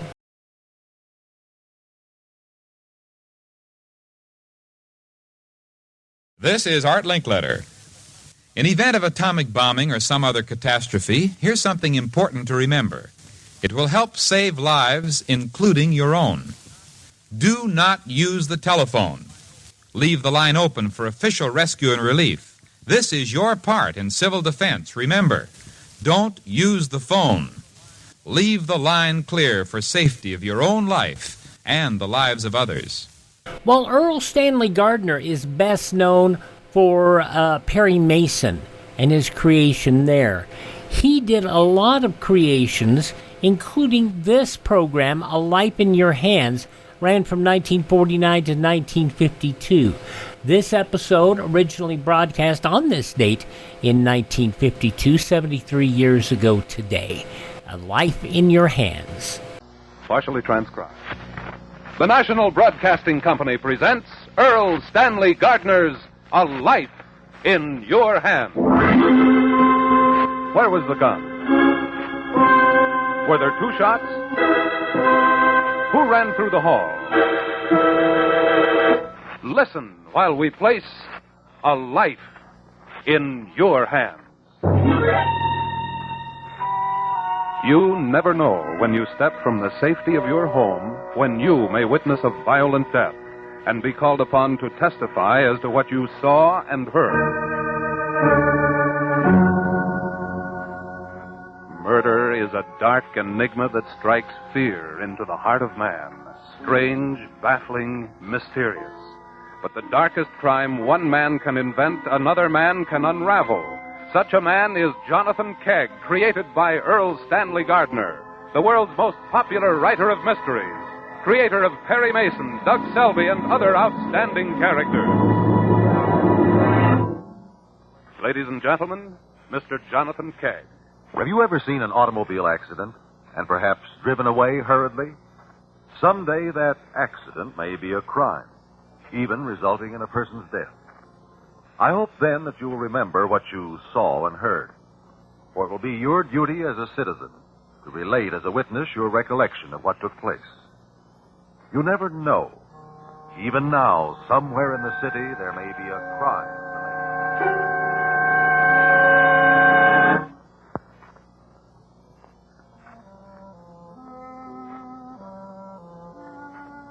It's almost 6 o'clock, Karen. Wally, dear, why couldn't Randall come up here to your apartment to meet me? Seems Honey, to you be... still don't understand, do you? You're the one that's got to impress Randall. I never thought even a stepbrother would be such an ogre. He's waiting now, Karen. We'd better be getting over to the cottage. Ready? Oh, all right. You want to leave the radio on? We interrupt this program to bring you a message from our newsroom. What's that? Eddie Phillips, Eddie the victim's Phillips? killer, who has been awaiting execution in the county jail, escaped a half hour ago. Escaped? Authorities believe him to be armed. After supper, as the prisoners were going back... Wally, wasn't he the one Yes, that you're... but he isn't going to hurt us. Come on. It's only a couple of doors down the street to Randall's. This town will be in an uproar till they catch Phillips. And he is the one your stepbrother convicted, isn't he? Yeah. Phillips killed a cop. Ooh. Randall sure pinned it on him. Oh, Randall. Honey, he is a big wheel. Does everything that goes on in the Marsden family have to have his okay? Well, if it doesn't, well... Wally, are you sure you're old enough to know your own mind about wanting to marry me? Honey. But I also know Randall. If he doesn't want me to do something, he finds ways. Look here, Wally. Is it going to be like this all your life? Our lives, I mean. We turn in here. Because if it is... Come on. I fell in love with you because... Well, not because you're the brother of Assistant Prosecutor Randall Marsden. Remember that. We go through the apartment house here. Thank you, dear. I've got to start talking up to him, haven't I? That's more like it. This vestibule is dark. We'll go down through the hall, other side of this door. No, wrong key. Why can't we just ring his doorbell? Which one is it? At the bottom. Let's see. Here, I've got it. Randall Marsden, rear. That's it. Got to start talking up to him. Got to start talking up to him. Right on through here to the backyard. Oh, that fool door. Needs a new air brake. Must jar the people who live in this first floor apartment. I don't know. Well, if I lived They're there... nice folk. Mr. and Mrs. Ellsworth. Oh, out here. See, there's Randall's cottage. Oh, grass and shrubs in the yard and everything.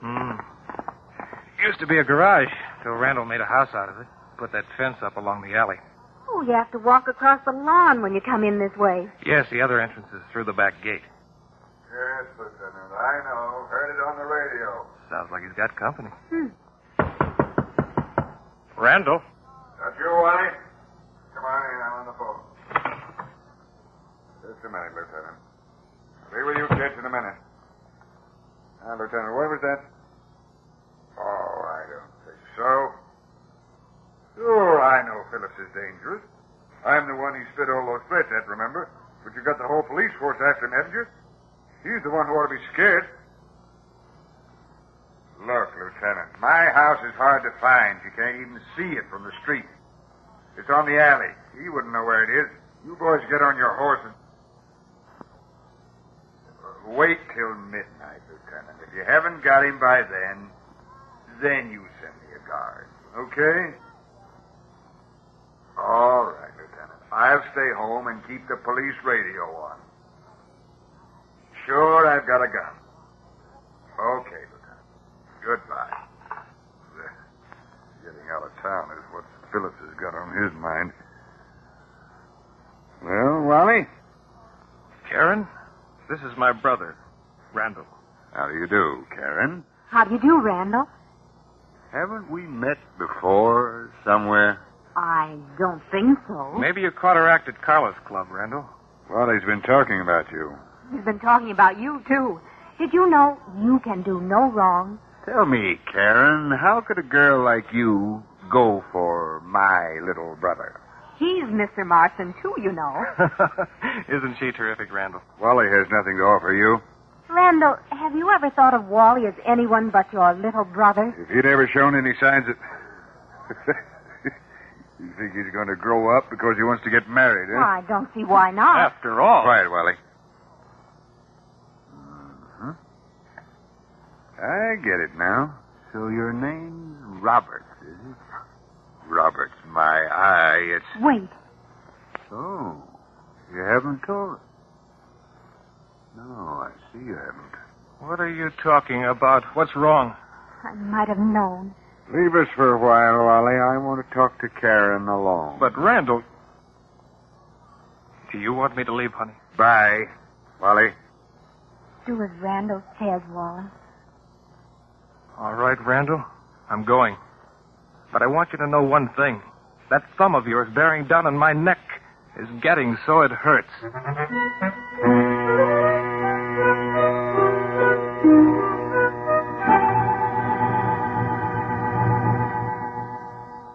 So, Miss Reporter, how much to leave Wally alone? You can't buy me off, Randall Marsden. 5,000? I'm not for sale. 10? Go as high as you like. It won't be any different. Sure. You're in love with Wally. That's right. I The am. reporters love money. They don't care how they get it. Did Al put you up to hooking my kid, brother? Listen, I was born a reporter. Why do you think I changed my name? In some circles, it must help not to be known as one. My father was Al's cousin. He was a good man, but nobody would ever believe it with that name. I can see the headlines now. Assistant prosecutor's kid brother takes bride from notorious hoodlum family. Won't that be just dandy when I run for prosecutor? Why, you're not thinking about Wally one bit, only yourself, your precious political career. Anyway, Wally's only your stepbrother. I won't have you marrying Wally. So this is what the big Randall is really like. All you care about is winning an election. I ask you not to shout. My neighbors, the Ellsworths, may be home. So the wonderful big brother is nothing but a tin god after all. Sometime, Randall Marsden, Wally's going to learn how to stand up to you. I've known Wally all my life. How's he going to feel when he knows it's only your future you're interested in? Wally will drop you cold when he finds out about your distinguished connection. Don't bother to tell him. I'll tell him myself. You haven't got the nerve. You just wait.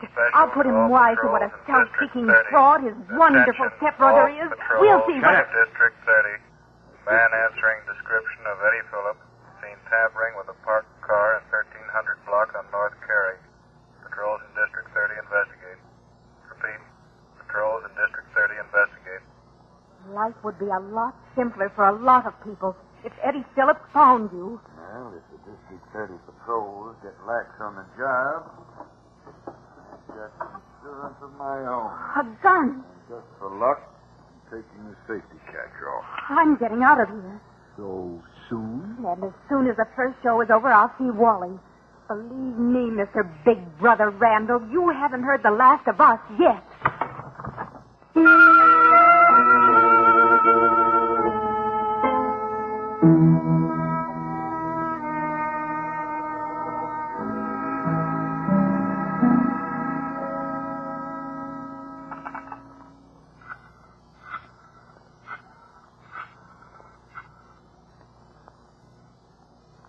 Hello?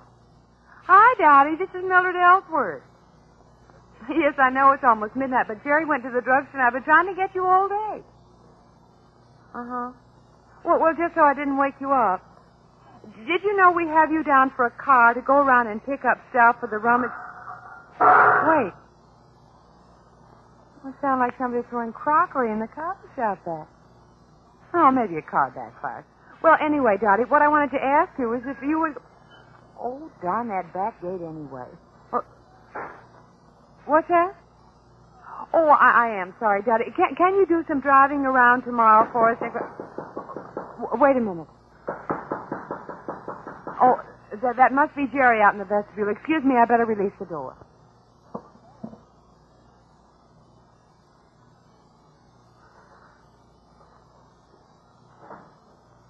Well, that's not Jerry. Daddy? It wasn't Jerry at all. Was some woman going back to the cottage. Now, about that car, Dottie, we needed to make collections tomorrow for the rummage sale, and that was a shot. Dottie, I'll call you in the morning. Something mighty peculiar is going on.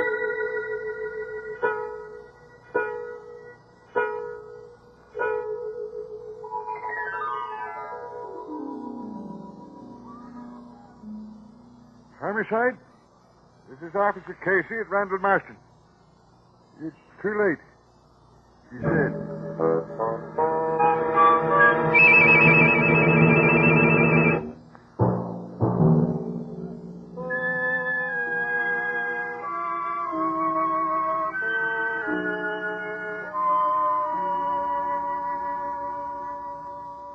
Members of the jury, in view of the prompt apprehension of Eddie Phillips shortly after the time of the murder of Randall Marsden. Mr. Coroner. Yes, Mr. Skegg? I would like your permission to enter this case as an amicus curiae. But, Mr. Skegg, this is a fairly obvious proceeding with a fairly obvious conclusion. But, Mr. Coroner, I'm greatly puzzled by some points in the evidence. I'm sure you wouldn't like to see a man convicted of a crime he may not have committed, even though he be guilty of another murder. Well, Mr. Skegg, because of your reputation. All right. Members of the jury, I'd like you to know that an amicus curiae is a friend of the court. He helps us to learn the truth. He represents neither the defendant nor the prosecution. Mr. Kegg is quite an expert at cross-examination. Go ahead, Mr. Kegg. Thank you, Mr. Coroner. Randall Marsden's body was discovered not long after midnight. Officer Casey, the guard due there at 12, found the body. And Eddie Phillips was picked up shortly after, unarmed. That's right. There's no doubt as to the cause of death. None whatsoever, Mr. Kegg. A bullet from a .32 revolver entered Marsden's heart. Thank you, Mr. Coroner. I'd like to call the stepbrother of the dead man, Wally Marsden.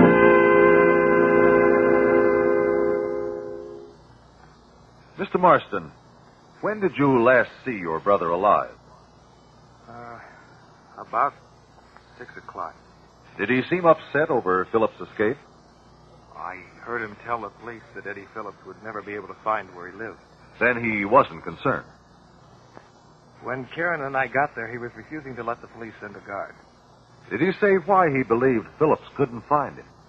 The cottage is pretty hard to find if you don't know where it is. Isn't his address in the phone book? Yes, but his cottage is on the back of the lot, behind the main apartment building. Enclosed in the backyard? Not entirely. The back wall of the cottage looks out on the alley, like a garage. It was a garage until Randall made it over. Then the real entrance was to the alley? No. Oh? There's a high wooden fence that shuts in the cottage and the yard. Any way to get through it? There's a gate, but we keep it locked. Who had keys to the gate? Randall had one, and Sis and I, and my sister, we keep ours in our apartment. And the tenants in the building? I don't know. I suppose they have. Who are the tenants? Mr. and Mrs. Ellsworth live on the first floor, and on the second there's a small business firm. A consulting engineer lives on the top floor. He's away a lot.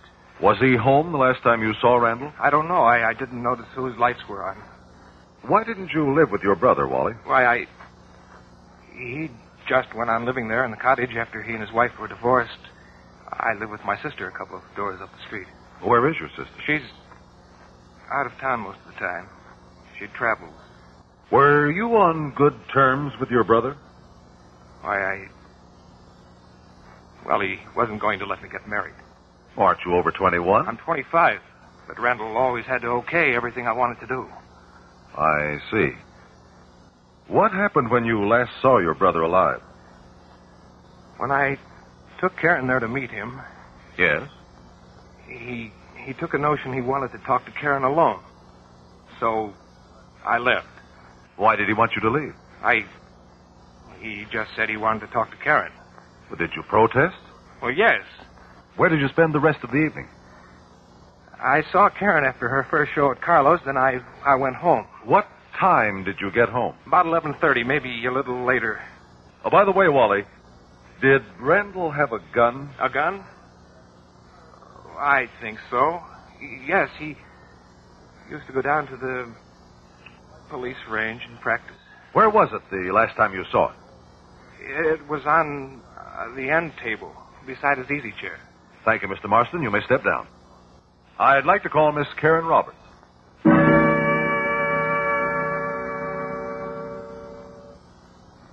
Miss Roberts, why didn't Randall want his brother to marry you? Because... Oh, do I have to tell? We're trying to get at the truth, Miss Roberts.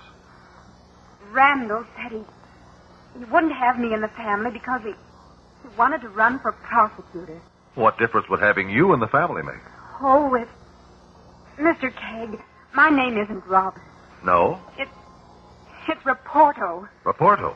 You're related to Al Raporto? Only distantly. Please, I can't help it. Of course not. Did Randall make a scene? Well, he offered me money, quite a lot, to get out of Wally's life. And you refused? No, I did, Mr. Kegg. He was only thinking of himself. I see. What did he do when you refused? He threatened to tell Wally. I told him not to bother. I'd tell him myself. Did you? Yes, right after my first show at the club. How did Wally take it? He was angry. At you? No. You were rather angry with Randall yourself, weren't you, Miss Roberts? Well, who wouldn't be? I told him it was too bad that Eddie Phillips hadn't already found him. Tell me, Miss Roberts, did Randall give any indication he was afraid that Phillips might find him? I don't think so, but after Wally left, he turned on the police radio. Was there word of Phillips? Something about a man who looked like Phillips. How did Randall act? He got a gun out of his desk and took off the safety catch. What did you do? I got out fast. Were you angry? I was upset. Were you still upset when you went back later? No, I was... When did you go back?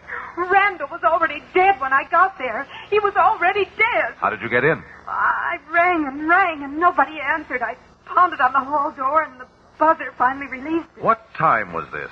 About 12. I went back to the cottage and there he was on the floor. Did you see a gun? Well, I didn't see anything but Randall on the floor and a lamp all smashed. Why didn't you call the police? I was scared. I ran fast as I could back out to the street. Thank you, Miss Roberts. Mr. Coroner, I'd like to call the man who discovered the body. Officer Casey.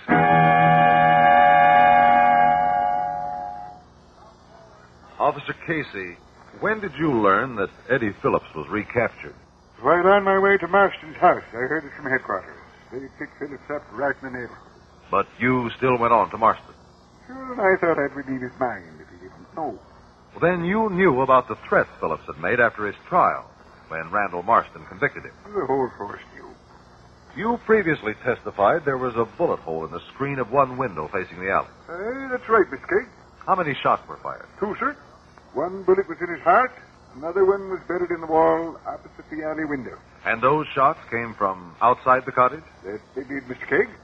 The wires at the edge of that hole, they're bent to the inside. Oh, the bullets come from outside, all right. How do you explain 2 bullets in the room and only 1 hole in the screen?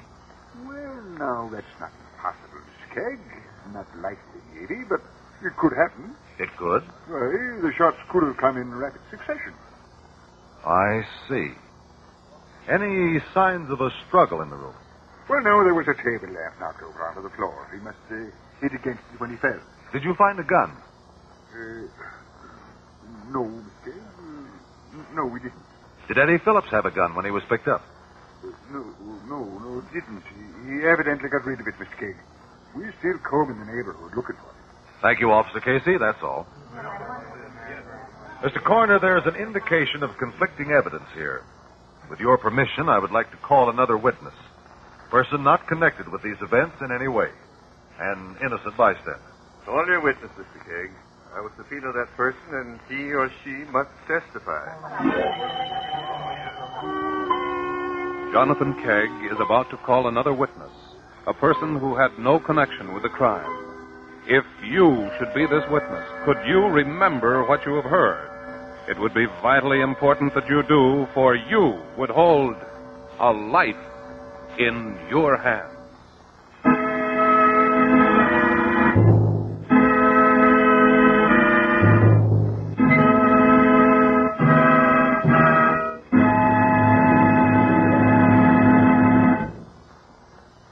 With the struggle between the principles of liberty and of domination by force breaking into open warfare in Korea, the whole world is watching the United States as never before. The people want to know if democracy really works, if free government is strong and vigorous enough to cope with the tremendous issues and challenges of our time. Unless we show them that democracy really works, and works better than any other system, the uncertain, undecided countries may give way to fear and despair and go the way of dictatorship. In order to prevent this, in order to sell them on democracy, in order to show them we're proud of our country and proud of the American men and women who gave their lives for liberty, we all have to take a more active part in the processes of free government, in the nation, in the state, and in the community. Our big job, our major duty this year is to register and to vote. Remember that, will you? And remember this, too. Freedom is everybody's job.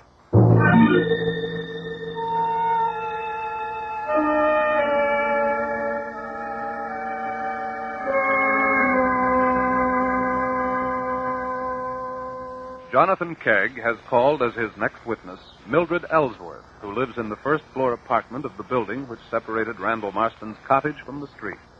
Mr. Kegg is beginning his cross-examination. Mrs. Ellsworth, how far is it from your back window to the cottage? Oh, about like from here to the end of the jury box there. About 50 feet? Yes. How do you get to the cottage? Well, there's a hallway from the front vestibule, runs through the building from the front door to the back.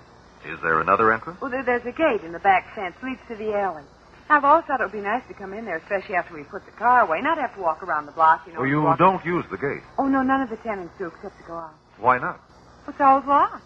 Randall Marsden wouldn't give us the key.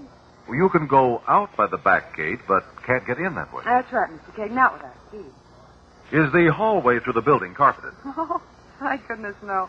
And the front door makes a lot of noise, too. It needs a new air brake. From your apartment, can you hear plainly what goes on out back? Oh, yes. The back gate, the way it creaks. The hinges need oiling something awful. Can you hear what goes on inside the cottage? Well, not unless people are talking awful loud.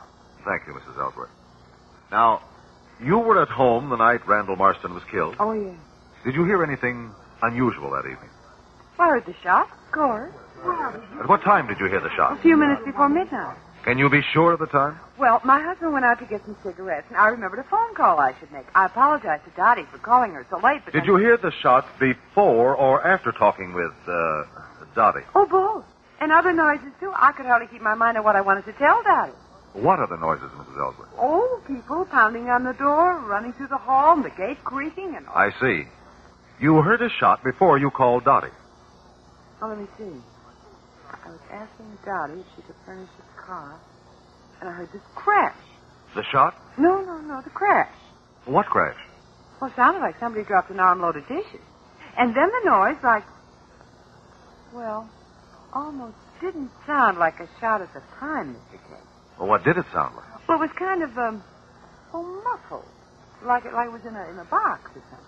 I see. Then you heard the other shot immediately? Oh, no, not right then. First there was the pounding on the vestibule door. Well, what did you do? Well, I thought my husband had forgotten his key, so I pushed the buzzer that releases the door. You released the hall door. But it wasn't Jerry. Somebody went back to the cottage, and I went back to the phone. When did you hear the next shot? It was later. How much later? Well, that shot didn't come till she was running back through the hall. She? The woman who'd come in when I buzzed. Oh. Mrs. Ellsworth, how do you know the second sound was a shot? Well, there wasn't any doubt. It was real loud, like right out in the alley. Did you hear anybody else go through the hall just before or after the first shot? No. Could anyone have gone down that hallway without your noticing? Well, I should say not. There isn't any carpeting. You can You hear everything that also goes. mentioned hearing the gate creak. Oh, those hinges. Oil would stop that. Oh, yes. Now, among the noises you heard while you were at the phone, when did you hear the gate? Oh, let me see. Yes, I know. It was a moment or two after the shot that sounded muffled. You're quite sure of Oh, that? yes, I'm sure that's when it was.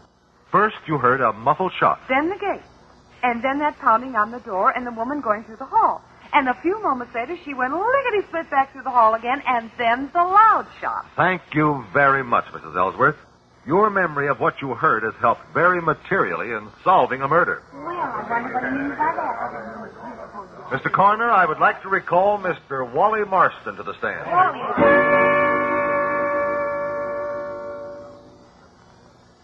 Mr. Marsden, when Karen told you Randall tried to buy her off, you became angry, didn't you? Wouldn't you? If your brother pulled a trick like that? Wally, had you ever realized before that just how much you hated your brother? Hated? When you realized the length to which your brother would go to keep you under his thumb. I saw that I was going to have to start standing up to him. So you went straight to him from Carlo's club to have it out with him? I told you I went home. But you went to Randall's cottage first? You can't prove that. How did you know he had his gun out? Well, he had it on He got it out of his desk after you left. Mrs. Ellsworth said nobody went through the hall till midnight. You didn't have to go through the hall, Wally.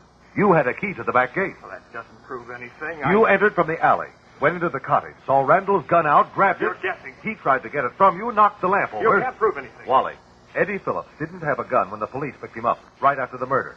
It isn't reasonable for a criminal like Phillips, who just escaped from jail, to throw away his gun merely because he'd killed one more man. So what? So, Wally Marsden, it was you who shot your stepbrother. I did not. Then the doorbell rang. It might be the police guard, so you ran out the back gate. No. Through the window, you saw Karen discover the body. She was at the club. So then you fired a second shot through the window to mislead the police. No, I tell you I didn't. Wally, that's the only way it could have happened. That's the only way to explain what Mrs. Ellsworth heard. That's why the two shots sounded so different. Why there was only one bullet hole in the screen. No. What did you do with Randall's gun, Wally? Mr. Coroner, I ask that Wally Marsden be held until his apartment is searched. I think there you will find Randall Marsden's revolver. No, you won't. Why not, Wally? I dropped it down a manhole.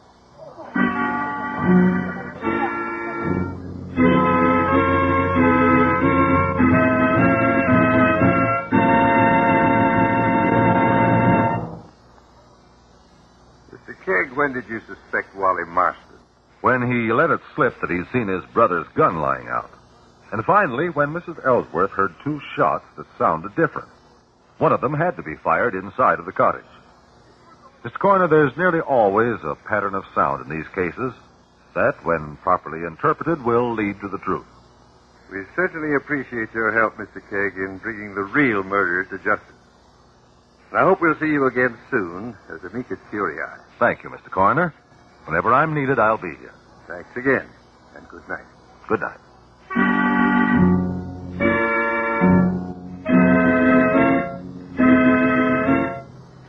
A Life in Your Hands is created by Earl Stanley Gardner with script by Christy Squire, directed by John Cowan. Jonathan Kegg is played by Carlton Cadell, with musical effects by Adele Scott, conducted by Whitey Berquist. Engineering by Bill Knight. This has been a partially transcribed Bell production. And this is George Stone extending a cordial invitation for each of you to be with us again next week when the National Broadcasting Company will again place A Life in Your Hands.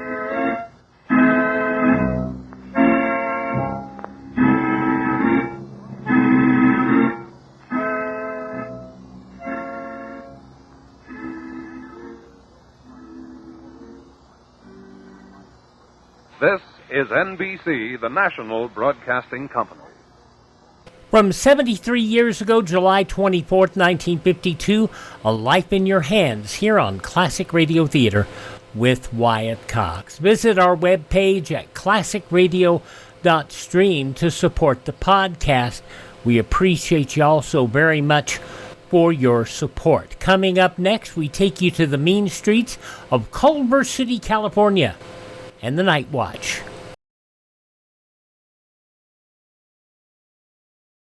Civil defense is common sense. This is Boris Karloff. No one can guarantee the survival of every home during a nuclear war, but a strong civil defense can save millions of lives. Make sure that yours is one of them. Learn how to protect your home. Call Civil Defense today. Before cops brought police into your living room on videotape, audio tape, brought the mean streets of Southern California, of Culver City, California to be precise, in on the Night Watch. This episode of this real-life police show, 71 years ago, July 24th, 1954. It's 6:30 p.m., and I'm late getting here to the police station. Well, frankly, no one will believe me, but I got stuck behind a freight train. I know. Hi, Al. Is Sergeant Perkins in the office? Yeah, he's in there, and that woman's back again. You mean that Yeah, well, the third time this week. She's in the office with him there now. Oh, okay. Well, by the way, my name's Don Reed, a police recorder. They're going to join the detective unit tonight and follow them on their investigations. And while you listen, remember, the people you hear are not actors. This is it. This is real. This is what happens on the Night Watch.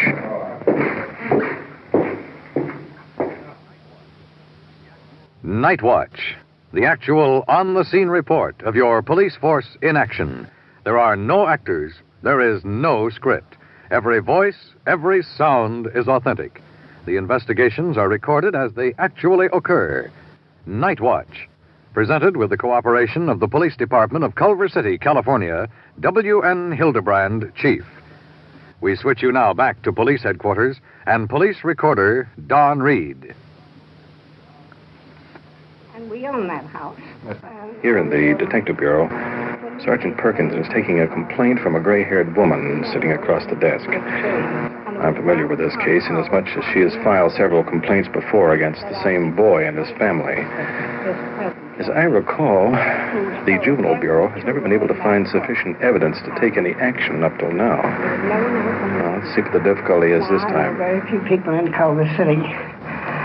But when we bought that house, from that day to this, if I hadn't been annoyed by this son of his now, who is a moron and strikes me as being a creature of some unusual juvenile depravity. He doesn't seem like a normal creature at all. And he has two teeth that stick out like a rabbit. And he does everything he can think of to annoy me. Jump up behind the hedge on the sidewalk when I'm in the front yard watering it and whoosh at me and growl at me like an animal. And I just drove out of the driveway now to get my daughter. And he sprang across the parking, which is 12 feet wide, and stuck his head in the window and shrilled at me. Well, I tell you, I wasn't afraid of the boy, but the shrill was so unexpected in the car there that you have simply got to send word that if his son bothers me once more, that you have instructed me, that is if you're allowed to swear out a warrant for his arrest. He's over the ages of 7 years, and he is amenable to the law. And if he wants his son to grow up that way, he's got to grow up that way, the way he is, but not around me. I just can't take any more. And once I caught that boy committing a nuisance in my front yard. There's nothing as low as they are. I have given up voting. I didn't vote these last 6 or 7 times just because I don't want to come in contact. Well, it just gives me the cold shivers to go into that place at all. I haven't been in there since. That's over a year ago. That was one time when he come in there in the yard thinking nobody was there, and he committed a plain ordinary nuisance. And I just can't take any more. How long ago did this happen? How long ago did this incident happen? Just now. Just now. You came right up here. Yes, I came right up here. Well, I'll tell you what we'll do. I'll have Miss Pinkston in the Juvenile Bureau take your report, and they'll follow up and take the necessary action. He can walk on the sidewalk because the parkings are practically dead the way the city don't cut the weeds down, and I can't afford to spend $10 a month to a man to do it. The city should do it. And I think they're mentally, there's something wrong. You don't know this boy's first name, do you? No, but it's the only boy they have. Okay, we'll talk to him. And if you have any more trouble with him, you let us know. I certainly will. This is the first time I've been up here about that boy. Okay, well, we'll take care of it. Thank you for coming in. Well, thanks for trying to help me. I know how hard it is. Well, we'll do everything we can for We you. have the best police department in Culver City or anywhere around here. Thank you very much, ma'am. And I ought to know my husband's a retired police lieutenant from New York City. Well, fine. Thank you very much. Goodbye. Thank you. Well, two sides to every story. Let's go. We should have been in the field an hour ago. How come you were late? Would you believe me if I told you I got stuck behind a freight train? No. That's what I figured.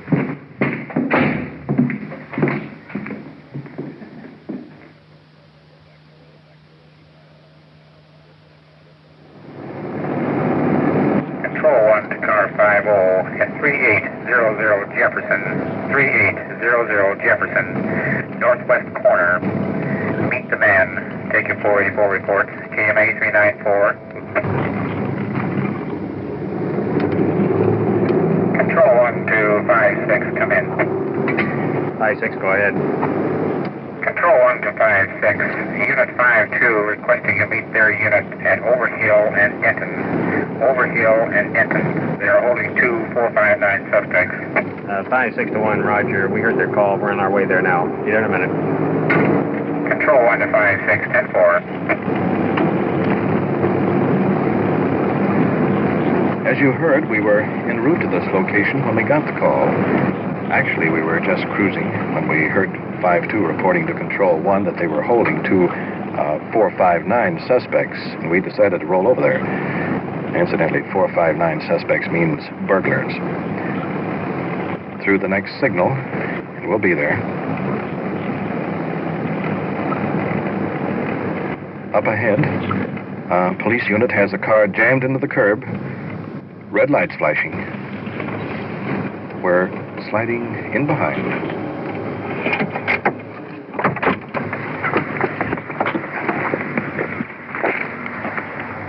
One of the uniformed officers, Don Ellis, coming over.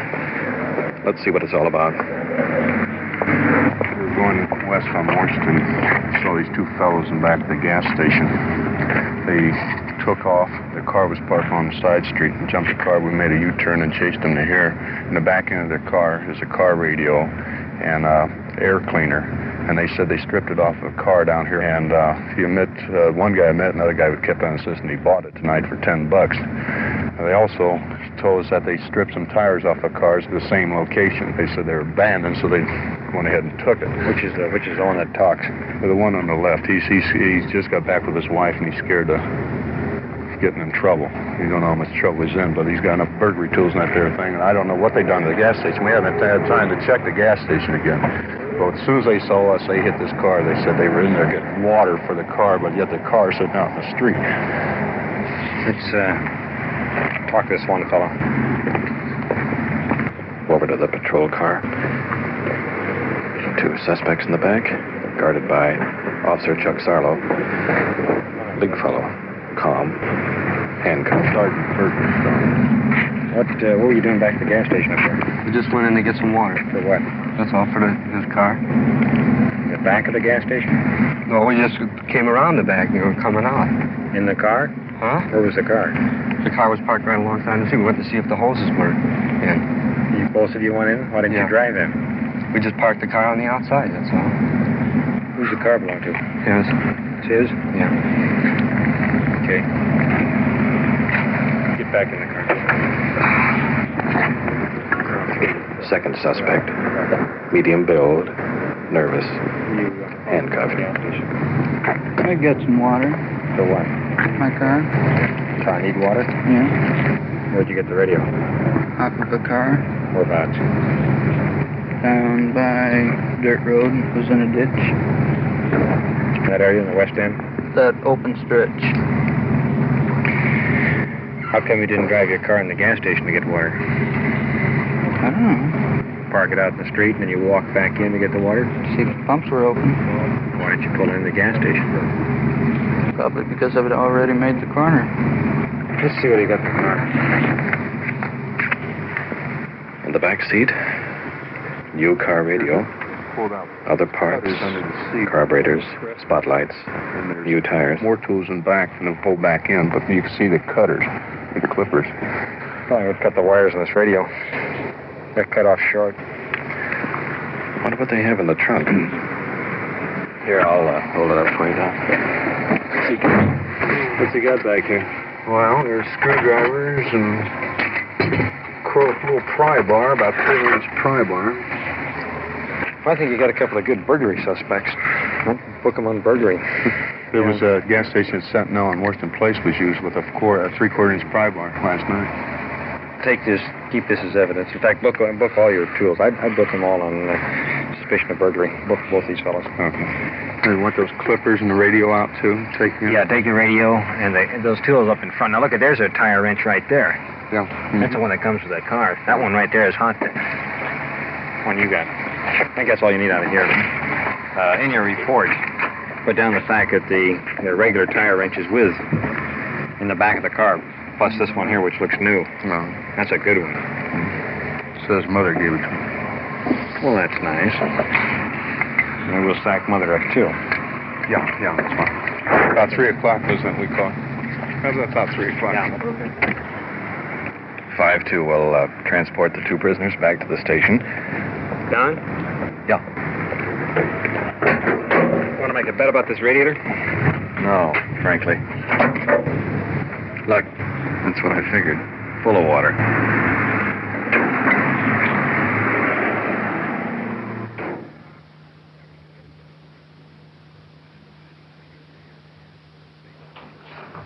Another chair over here. This is the interrogation room. Detective Bureau. Ellis and Sergeant Perkins are going to question suspect number 1. Officer Chuck Sarlo bringing him in. Still calm. Unconcerned. Sit down, fella. Where did you get the car radio? Out of it was either a 50 or 51 Ford. It was on a side street, dirt road, in a ditch. Toward the Redondo Beach area? Yeah, it was in the bean fields, more or less. It looked like the car was parked there or just ran there. Abandoned. It was abandoned. 51 Ford? Mm-hmm. It was nosed and decked. Have you, decked. Or if that car can be hot. I don't know. Better go down and check it. You're sure that car's there? Because if I go down and find it, that car's not there, it's there. It's white. Did you take anything else out of the car? No. Where'd you get the air filter? Oh, that was off this car. Excuse Same me. car? I forgot about How about the tires? No. Now, what about this crowbar you carry? That I carry in my toolbox. Why?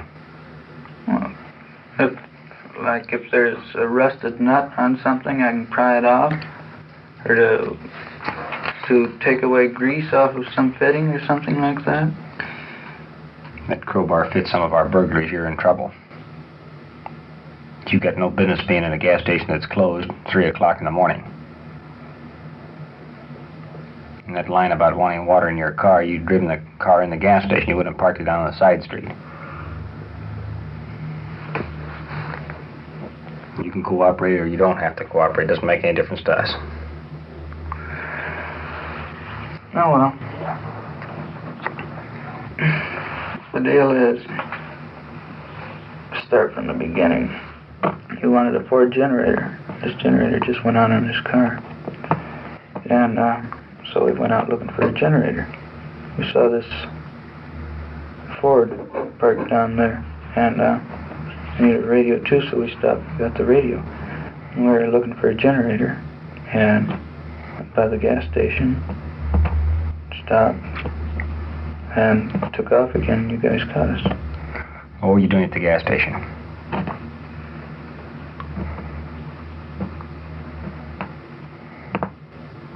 We looked at a Ford convertible. You lifted the hood on it? Mm-hmm. What'd you take off then? Not a darn thing. What were you going to take off? Generator. You didn't have a chance? Is that what it was? It wouldn't fit.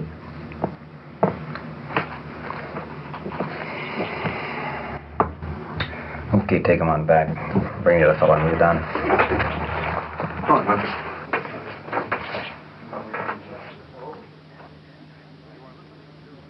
You are listening to Night Watch and following the activities of a detective unit on its tour of duty. The people and sounds you are hearing are real, and the investigations are recorded in the field as they actually occur. We'll bring you the final results of tonight's action at the conclusion of Night Watch. We switch you now back to headquarters, where a burglary investigation is in progress, and to police recorder Don Reed. Sit down, fella. Suspect number 2. Very nervous. Chewing on a cigar butt. How old are you? 22. Who do you live with? My wife and son. How old is your son? 3. You know what you've been booked on? No. Suspicion of burglary, which is a felony. Are the tires and wheels on that car? No. Oh, on the car? Yeah. Yeah, the door was open. And it was in the ditch. One of the wheels, I think, was in the ditch. What's your wife going to say about this? Oh, murder. How well do you know this other fellow? About 4 months. Has he pulled any jobs? I don't know. I don't run around with him that much. Whose idea was it to get the generator? I don't know, just as much mine as it was his. How about the radio? Well, I saw it, and I said, when we were looking in the car, and I saw a radio, and I said, I could use a radio, and that was my idea. Did you contact him about this getting a generator? No. We were asleep already when he came to the house. What did he want when he came down? He just wanted to tell me about his girlfriend or something. I don't know. He said some guys were going to beat him up or something. He wanted me to go with him tomorrow. That was today or night. That was this morning early? Or? Yeah, about 1:30, I guess. How about the car in the gas station? No. That was just one of them things, I guess. Just should have known better. The wrong time. Yeah, I guess so. Not the wrong time. Just shouldn't have done it, period. It's too late now. We have every reason to believe that this friend of yours has committed several burglaries. Right now, you're stuck with him on it. He's got some tools in the car, and one of them's a pry bar, crowbar, that is identical to one that's been used on several burglaries. Both ends of it. The round end, like this pen, and the other end, the square blunt end. Funny part down. I don't know. Some of those were gas stations, too. Now, we feel we have sufficient evidence to book him on burglary. And because you're with him in back of a gas station, we think we have sufficient to book you, too. And to get a complaint on it from the district attorney, which is a felony charge. What'd your wife say about you leaving tonight? Did she say anything? She was almost asleep. I said, honey, I'm going out for a few minutes. She was half asleep. I said, I'll be right back. Looks like your wife's going to get the wrong end of this whole deal. Yeah, I know. We were going to take the kid out to the beach tomorrow, too. Ellis, you want to take the key to his car and his money here down to his wife. While you're there, check the car they stripped, get the license number, and what other information you might need. We're going to book them both on suspicion of burglary. Yeah.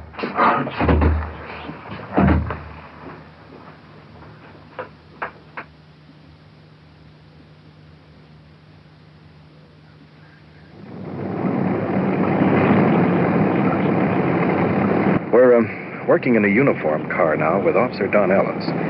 It took us about, 20 minutes to locate the car stripped by the 2 suspects. We're coming up beside it now. It's on a dirt road just off the highway. Convertible. Front wheel stuck in the ditch.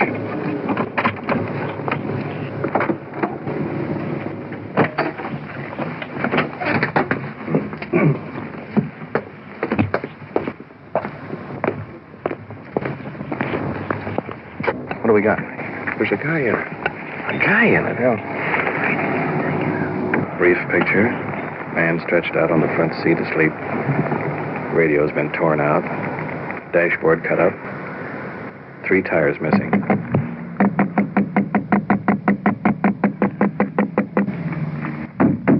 Boy, this guy's really asleep in there. Come on, wake up, Phil. Waving that flashlight doesn't do any good. He opened his eyes. Did he? Hey!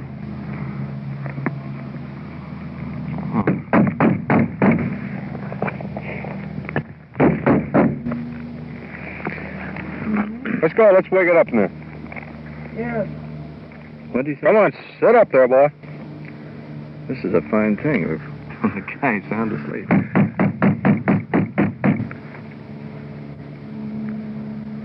He's got the car door locked on both Let's open the door. Now he's stirring around. No, he isn't. He's turning over and going back to sleep. Now we're going somewhere. Yeah. Now we'll move around the other side of the car. He's opened the latch on this side. Let's open the door on the other side. This one's all jammed in here. Now we'll get around to this side of the car now. Playing games here. Is this your car, Phil? Right. Huh?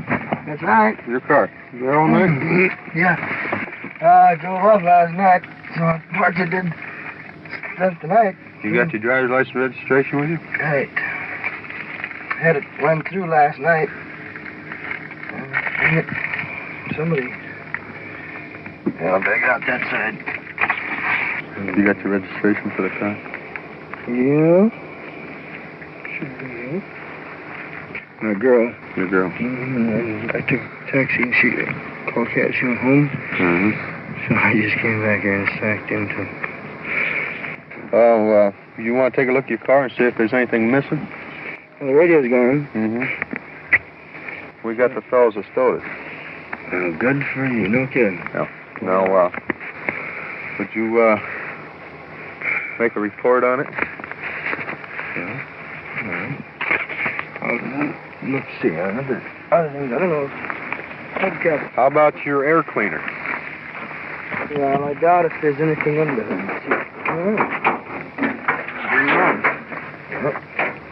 And you notice the motor is blue, Don, the same color as that air cleaner was. Yeah, that's right.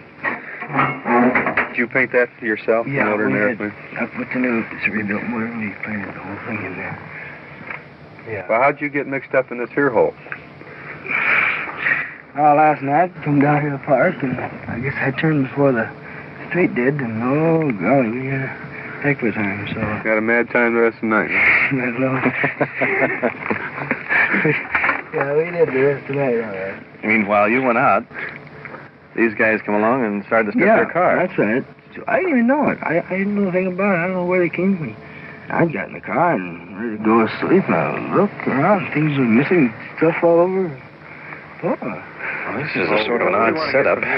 This man's half asleep, so let me recap. He got his car stuck here a few hours ago and went down to the corner to get a taxi to take his girl home. And he returned here to sleep till daylight. Meanwhile, our two suspects stripped his car. So that leaves one more detail. Notifying the wife of one of the suspects that her husband is in jail.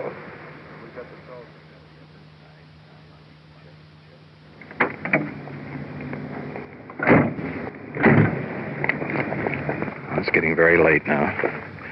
Over in the east, the first light of dawn. Heading up to the suspect's house. Small bungalow. Modest. A couple of milk bottles on the step. Sign on the door. Absolutely no solicitors. Do not knock.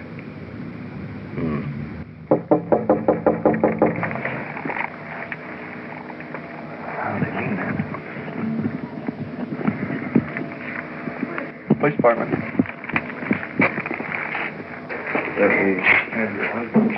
Wife. Night clothes. Bewildered. Suspicion of burglary. Suspicion of burglary? What did he do? Try and rob a store or something? No, was with a fellow and got some tools that matches on different burglaries that we have been looking for, but he hasn't trying to steal a car radio. Car radio? Where is he at? Culver City. Oh, Culver City. Trying to make it easy as possible. Just mentioning the car radio. Nothing else. His money down to you, so you'll have to. And I'll have to have a receipt for the money. What should I write out? Receipt $10.20. Keys and money on the table. Wife writing a receipt. Culver City Police Department. Inside it. No, he's very cooperative with us. I'm so shocked. I'm shaking. Burglary. Sorry I have to bring you such bad news this hour in the morning. I'm so... Half the sleeve mixed up. We understand you. I don't even know what to say. I've never had this before. I'm just so shaken up and so... They admitted to take a radio. People hold up stores. They hold up banks. They hold up... they go rob houses for money. I don't know, a car radio. He'll serve time in jail yet for stealing a car radio. Oh, God.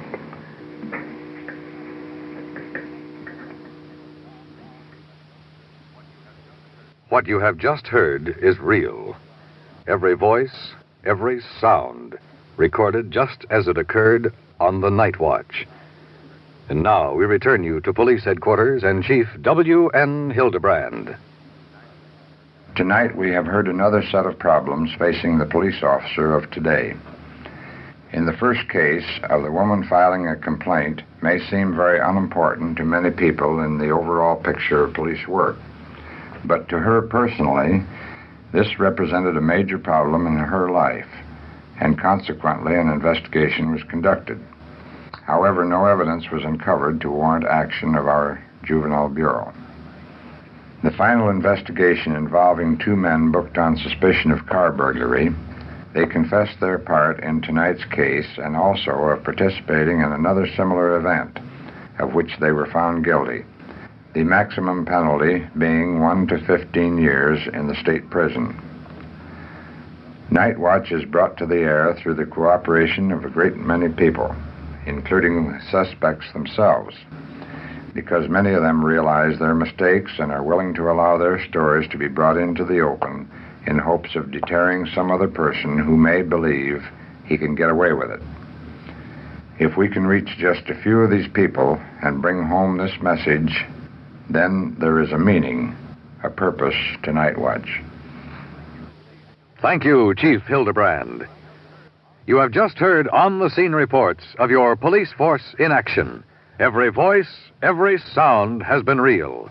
Night Watch, brought to you through the cooperation of your police department of Culver City, California, is produced by Sterling Tracy and Jim Hedlock, with technical advice by Sergeant Ron Perkins, and is described in the field by police recorder Don Reed.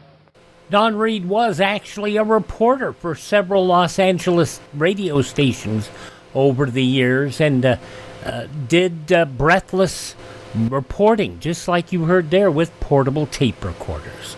Night Watch, 71 years ago, July 24th, 1954, on Classic Radio Theater with Wyatt Cox. Up next, we'll check in with the couple next door.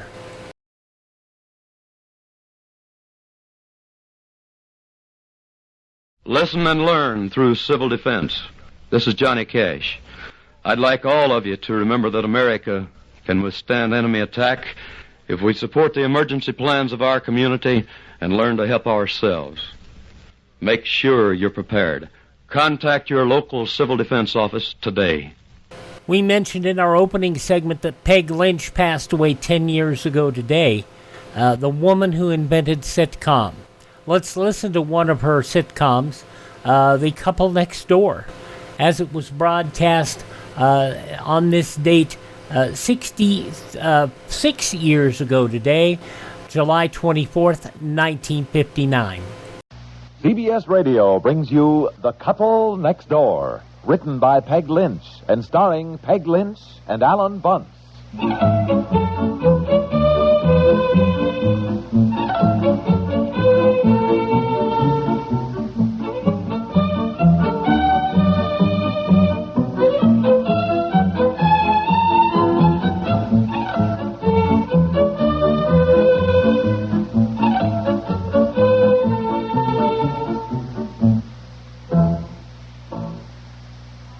Operator, this is Mrs. Piper in room 412, and I put in a long-distance call a while ago, and I still...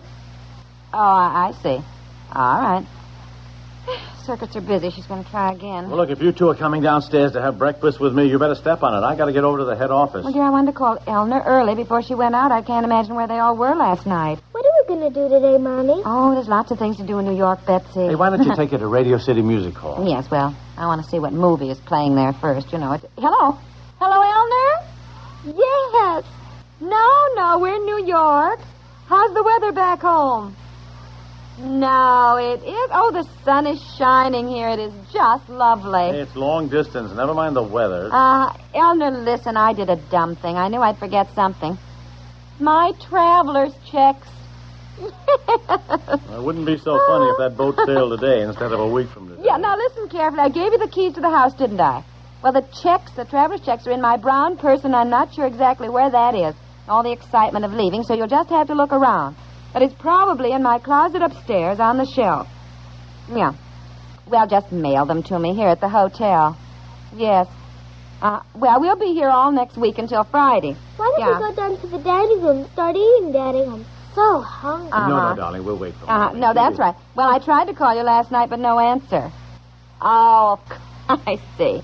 Yes, oh, well, I will. Come on. Thanks a lot, Elner. Well, we'll send you postcards from various places. Honey. Thank you. Yes, he's right here. You just hold on. Elner wants to say goodbye to you, dear. I said goodbye a dozen She times. wants to say bon voyage to you. Go on, give him the book here. Hello, Eleanor. Oh, well, thank you. Yes, we will. Yes. Okay. All right, hang up, dear. Don't talk forever. Goodbye. Yeah, honestly. Come on, please, let's go eat. I'm hungry. Yes, dear goodness, I hope she finds my traveler's checks. No, I'm not sure I put them in my brown purse.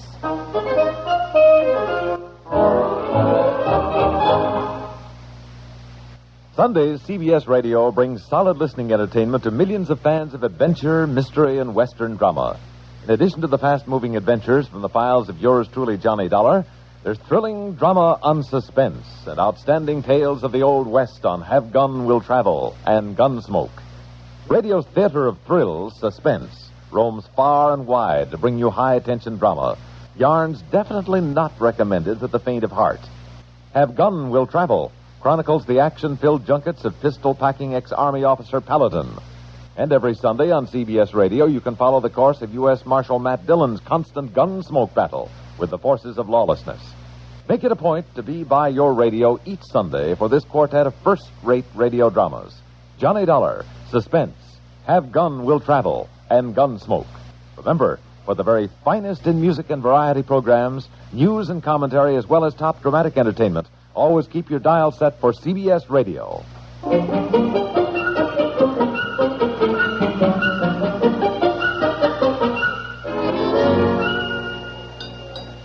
Well, all right, now what are we going to have to eat? I think I'll have this number one here, orange juice, toast, and coffee. Where'd you see that? Everything's a la carte on my menu. Oh, here, you didn't get one. Here, separate breakfast menu. Oh, thank you. Gee, I love to that. Don't you, Daddy? Isn't the dining room pretty? Yeah, prices are pretty, too. All right, come on now. What are you going to have? Well, I'm going to have just orange juice and toast and coffee for me, too, dear. Okay, same thing for Betsy, except milk for her. Yeah, that's all she'll eat. Some jam for her toast, maybe, something like that. Oh, I want pancakes and sausage. Oh, honey, I don't think they have them. Yes, they do. It says so right here. And I want some hot muffins, too. I'm just starved. Sure, she never eats like this at home. Take her out and she orders everything in sight. Now, you will never eat a whole order of pancakes and sausage and hot muffins, Betsy, never. Yes, I will. I'm starved. Okay, she can have them. She will never eat all that, dear. Goodness, one of the reasons I said it wouldn't cost much more to take her to Europe was that she eats like a bird. Yeah, I know, but just this once, huh? You see, Honestly. What she doesn't eat, I'll finish up so it won't be wasted. That is, if we ever get any pancakes. Where in Sam Hill is our waiter? Oh, dear, he's been over here twice. We hadn't made up our minds. Yeah, well, look, you order, will you? I'm going out in the lobby and get a newspaper. I'll be All right, dear. All right. Betsy, sit up straight, please, darling, and don't play with the silverware. Why don't we get any flowers on our table? Oh, I don't know, honey. Ask the waiter if we can have some flowers, too. Oh, all right, when he comes round. Gee, this trip is fun already, isn't it? I can't wait to get on the boat, can you? Oh, darling, well, we have a whole week to wait. We'll have fun in New York while Daddy's busy. We'll go see the stores. And there's lots of museums, and Mommy has some friends here I might call up. You and her are going to find lots of things all right, to do. Thank you very much. Hey, there's a long-distance call for you. Me? Yeah, well, Mrs. Piper, they said. Oh, good heavens, who could it be? You think it's your mother? Something's wrong with the baby? I don't know, darling. You want to take it out there? No, I better go up to the room. Give me the key. Yeah. Honestly, what could be wrong now?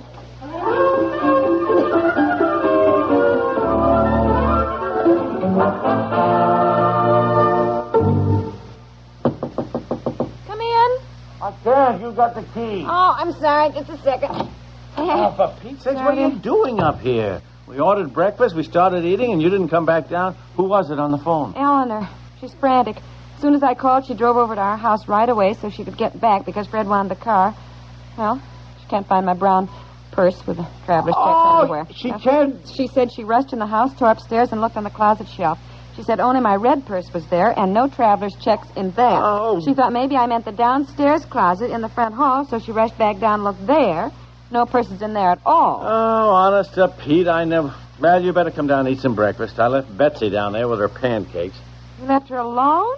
Well, you know she hates that. She'll start crying. She'll start crying my foot. She's already made friends with a waiter. We got a bouquet of flowers on our table big enough you can't even see over them. Well, I'm not coming down. I'll have some coffee sent up. I'm waiting for Eleanor to call back. I told her, some other places to look around the house. Yeah, well, all these long-distance phone calls are certainly something that weren't figured in the money needed for a trip to Europe. I'm sorry, dear. Really, I am. Well, we haven't even got the money in our checking account, to write out a personal check here and convert it into traveler's check. I know. I gave you the money once. I sell my stamp collection. I give you the money. It seems to me... Please, dear. Now, look, I feel all right. enough. Now, look, I know you don't want to hear this, but it does seem to me that something should impress you with the importance of being more careful about things. I mean, that's all it is, just carelessness. Look, I had a lot to think about. To begin with, we left sooner than I planned. I had Betsy's clothes to get ready. I had to get a permanent... I know all that, but one of your troubles, and it's true of most women, you are extremely careful with unimportant things and darn careless with important things. I think it's mean of you to make me feel worse. Goodness knows. Look, it may be mean of me, but by jumping Jupiter, it's necessary. Here we are. Now, look, figure this. On our way to Europe... And I won't be going if I don't find my traveler's checks. Oh, you'll go. There'll be a lot of rigmarole, phoning the bank, explaining it all to them, and somehow I'll straighten it out. You can? Oh, darling. Just don't darling me at this point, because I want you to understand that losing things in Europe is not going to be as simple as losing things here. You have got to learn to hang on to things. If you lose your passport, believe me, we'll be involved in one big mess. If you lose the smallpox certificate, the United States Customs will have plenty to say when we try to get back into the country. Don't forget that. You've got all those. I gave you our passports and the smallpox things yesterday. You put them in your briefcase. I know, but I'm just saying that if at any time, and it's possible, you might carry them yourself over there, if you lose them... I won't ever take them. I'll just let you keep them all the time, I mean, you can't go around without money, and what if you're by yourself sometime in Paris or Italy or somewhere, and you lay your purse down somewhere in that way that you have when you're shopping, and then just walk off and forget it. Well, there you'll be. Strange country, you can't speak the language, not even any money to get back to the hotel. I'll try to be very careful, dear. I really will. You'll have to do better than just try. You better be careful. I will. All right. Really, I wish you wouldn't make me sound as though I'm completely addle-pated. Well, I am sorry. I'll admit it. I get sort of panicky at the thought of you and Aunt Effie wandering around sightseeing while I'm tied up on business. For Pete's sake, you two have lost each other just going down to the shopping center. Oh, that one time. Yeah. I just forgot to tell her where I parked the car, and she didn't tell me she was going to the drugstore. We just Where, I might add, she left her umbrella, and I had to get down and get it. That same day, I believe that you forgot to mail in my income tax, which was why you went down there to begin with. You are giving me an inferiority complex. Well, I can't help it. There. Oh. Maybe that's Eleanor. Hello? Yes, it is. Yes, I'll hold on.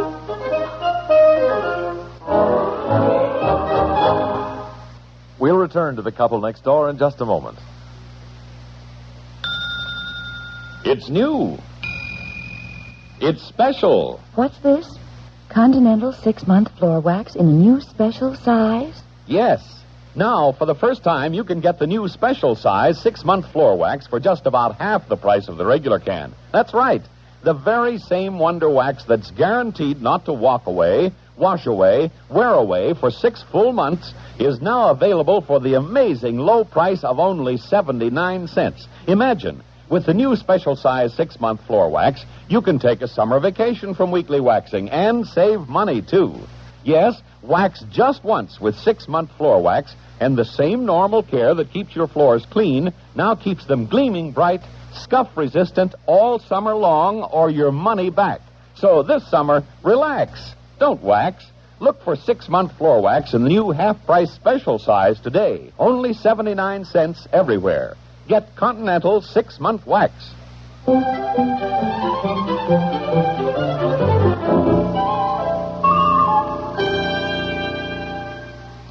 Yes. Yes, operator, I'm still holding up. Hello? Yes? Is it Eleanor? Oh, thank you, Eleanor. Yeah. Where was my purse? In the laundry room. The laundry room? Now, why would I... Oh, yes, that's right. When I came home, I remembered I had things in the dryer, and Well, anyhow, you found it. Yes, well, the traveler's check's in it. Oh, fine. Well, now, let's mail the checks to me right here. What?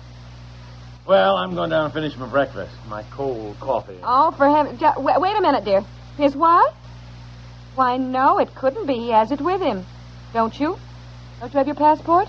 Certainly I have my passport in my briefcase. Why? Eleanor went in your den to look for my purse, and she said there's a passport lying right on the blotter. She says it's yours. That's ridiculous. I know I'm... Well, you better look, dear. You certainly don't have 2 passports. Mommy! Oh, that's Betsy. Let her in. Eleanor, he's looking, but whatever that is, you'd better send it along with my checks. Yes. Gee, I finished breakfast. What are you all doing? Thank you, Eleanor. We will. All right. Goodbye, and thanks a million. Goodbye. Are you looking for your wallet, Daddy? No, Daddy isn't, dear. Well, here it is. A girl brought it to the table. She said Daddy must have left it when he bought a newspaper. Oh, well, that was nice of her. Your wallet, Daddy. Thank you. Don't bother looking for your passport. I'm sure you have it. And whatever it is that Eleanor found, she is sending on to us anyhow. I bet you come back down with us while Daddy and I have some coffee. Hey, you going to say something, dear? No. No, I've nothing to say. Oh, boy. Come on, then. Let's have breakfast and talk about our trip. Let's plan what we'll do next week when Aunt Effie gets here. Shall we do that? I know now what I did. I was looking for dear. something. I took out my passport, and I suppose what happened... You don't have to apologize.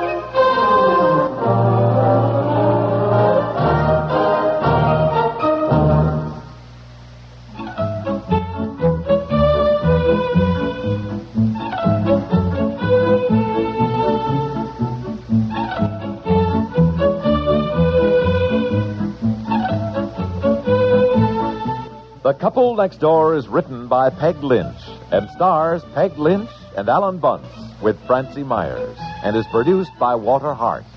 From 66 years ago, The Couple Next Door here on Classic Radio Theater with Wyatt Cox. Peg wrote a little script to bring their original characters, Ethel and Albert, to AT&T. It was a program called, a television short called Mr. Digit and the Battle of Bubbling Brook, introducing all-digit dialing as opposed to using prefixes, all-numeric dialing. And I will try to post that for you up on our Facebook page. Alrighty, thank you for being with us here on Classic Radio Theater with Wyatt Cox. Join us tomorrow as we will get into Dr. Christian, Counter Spy, Satan's Waitin', Murder by Experts, and another episode of The Couple Next Door. Thanks for being with us on this Thursday. See you Friday for more Classic Radio Theater. Thanks for being there. I'm Wyatt Cox.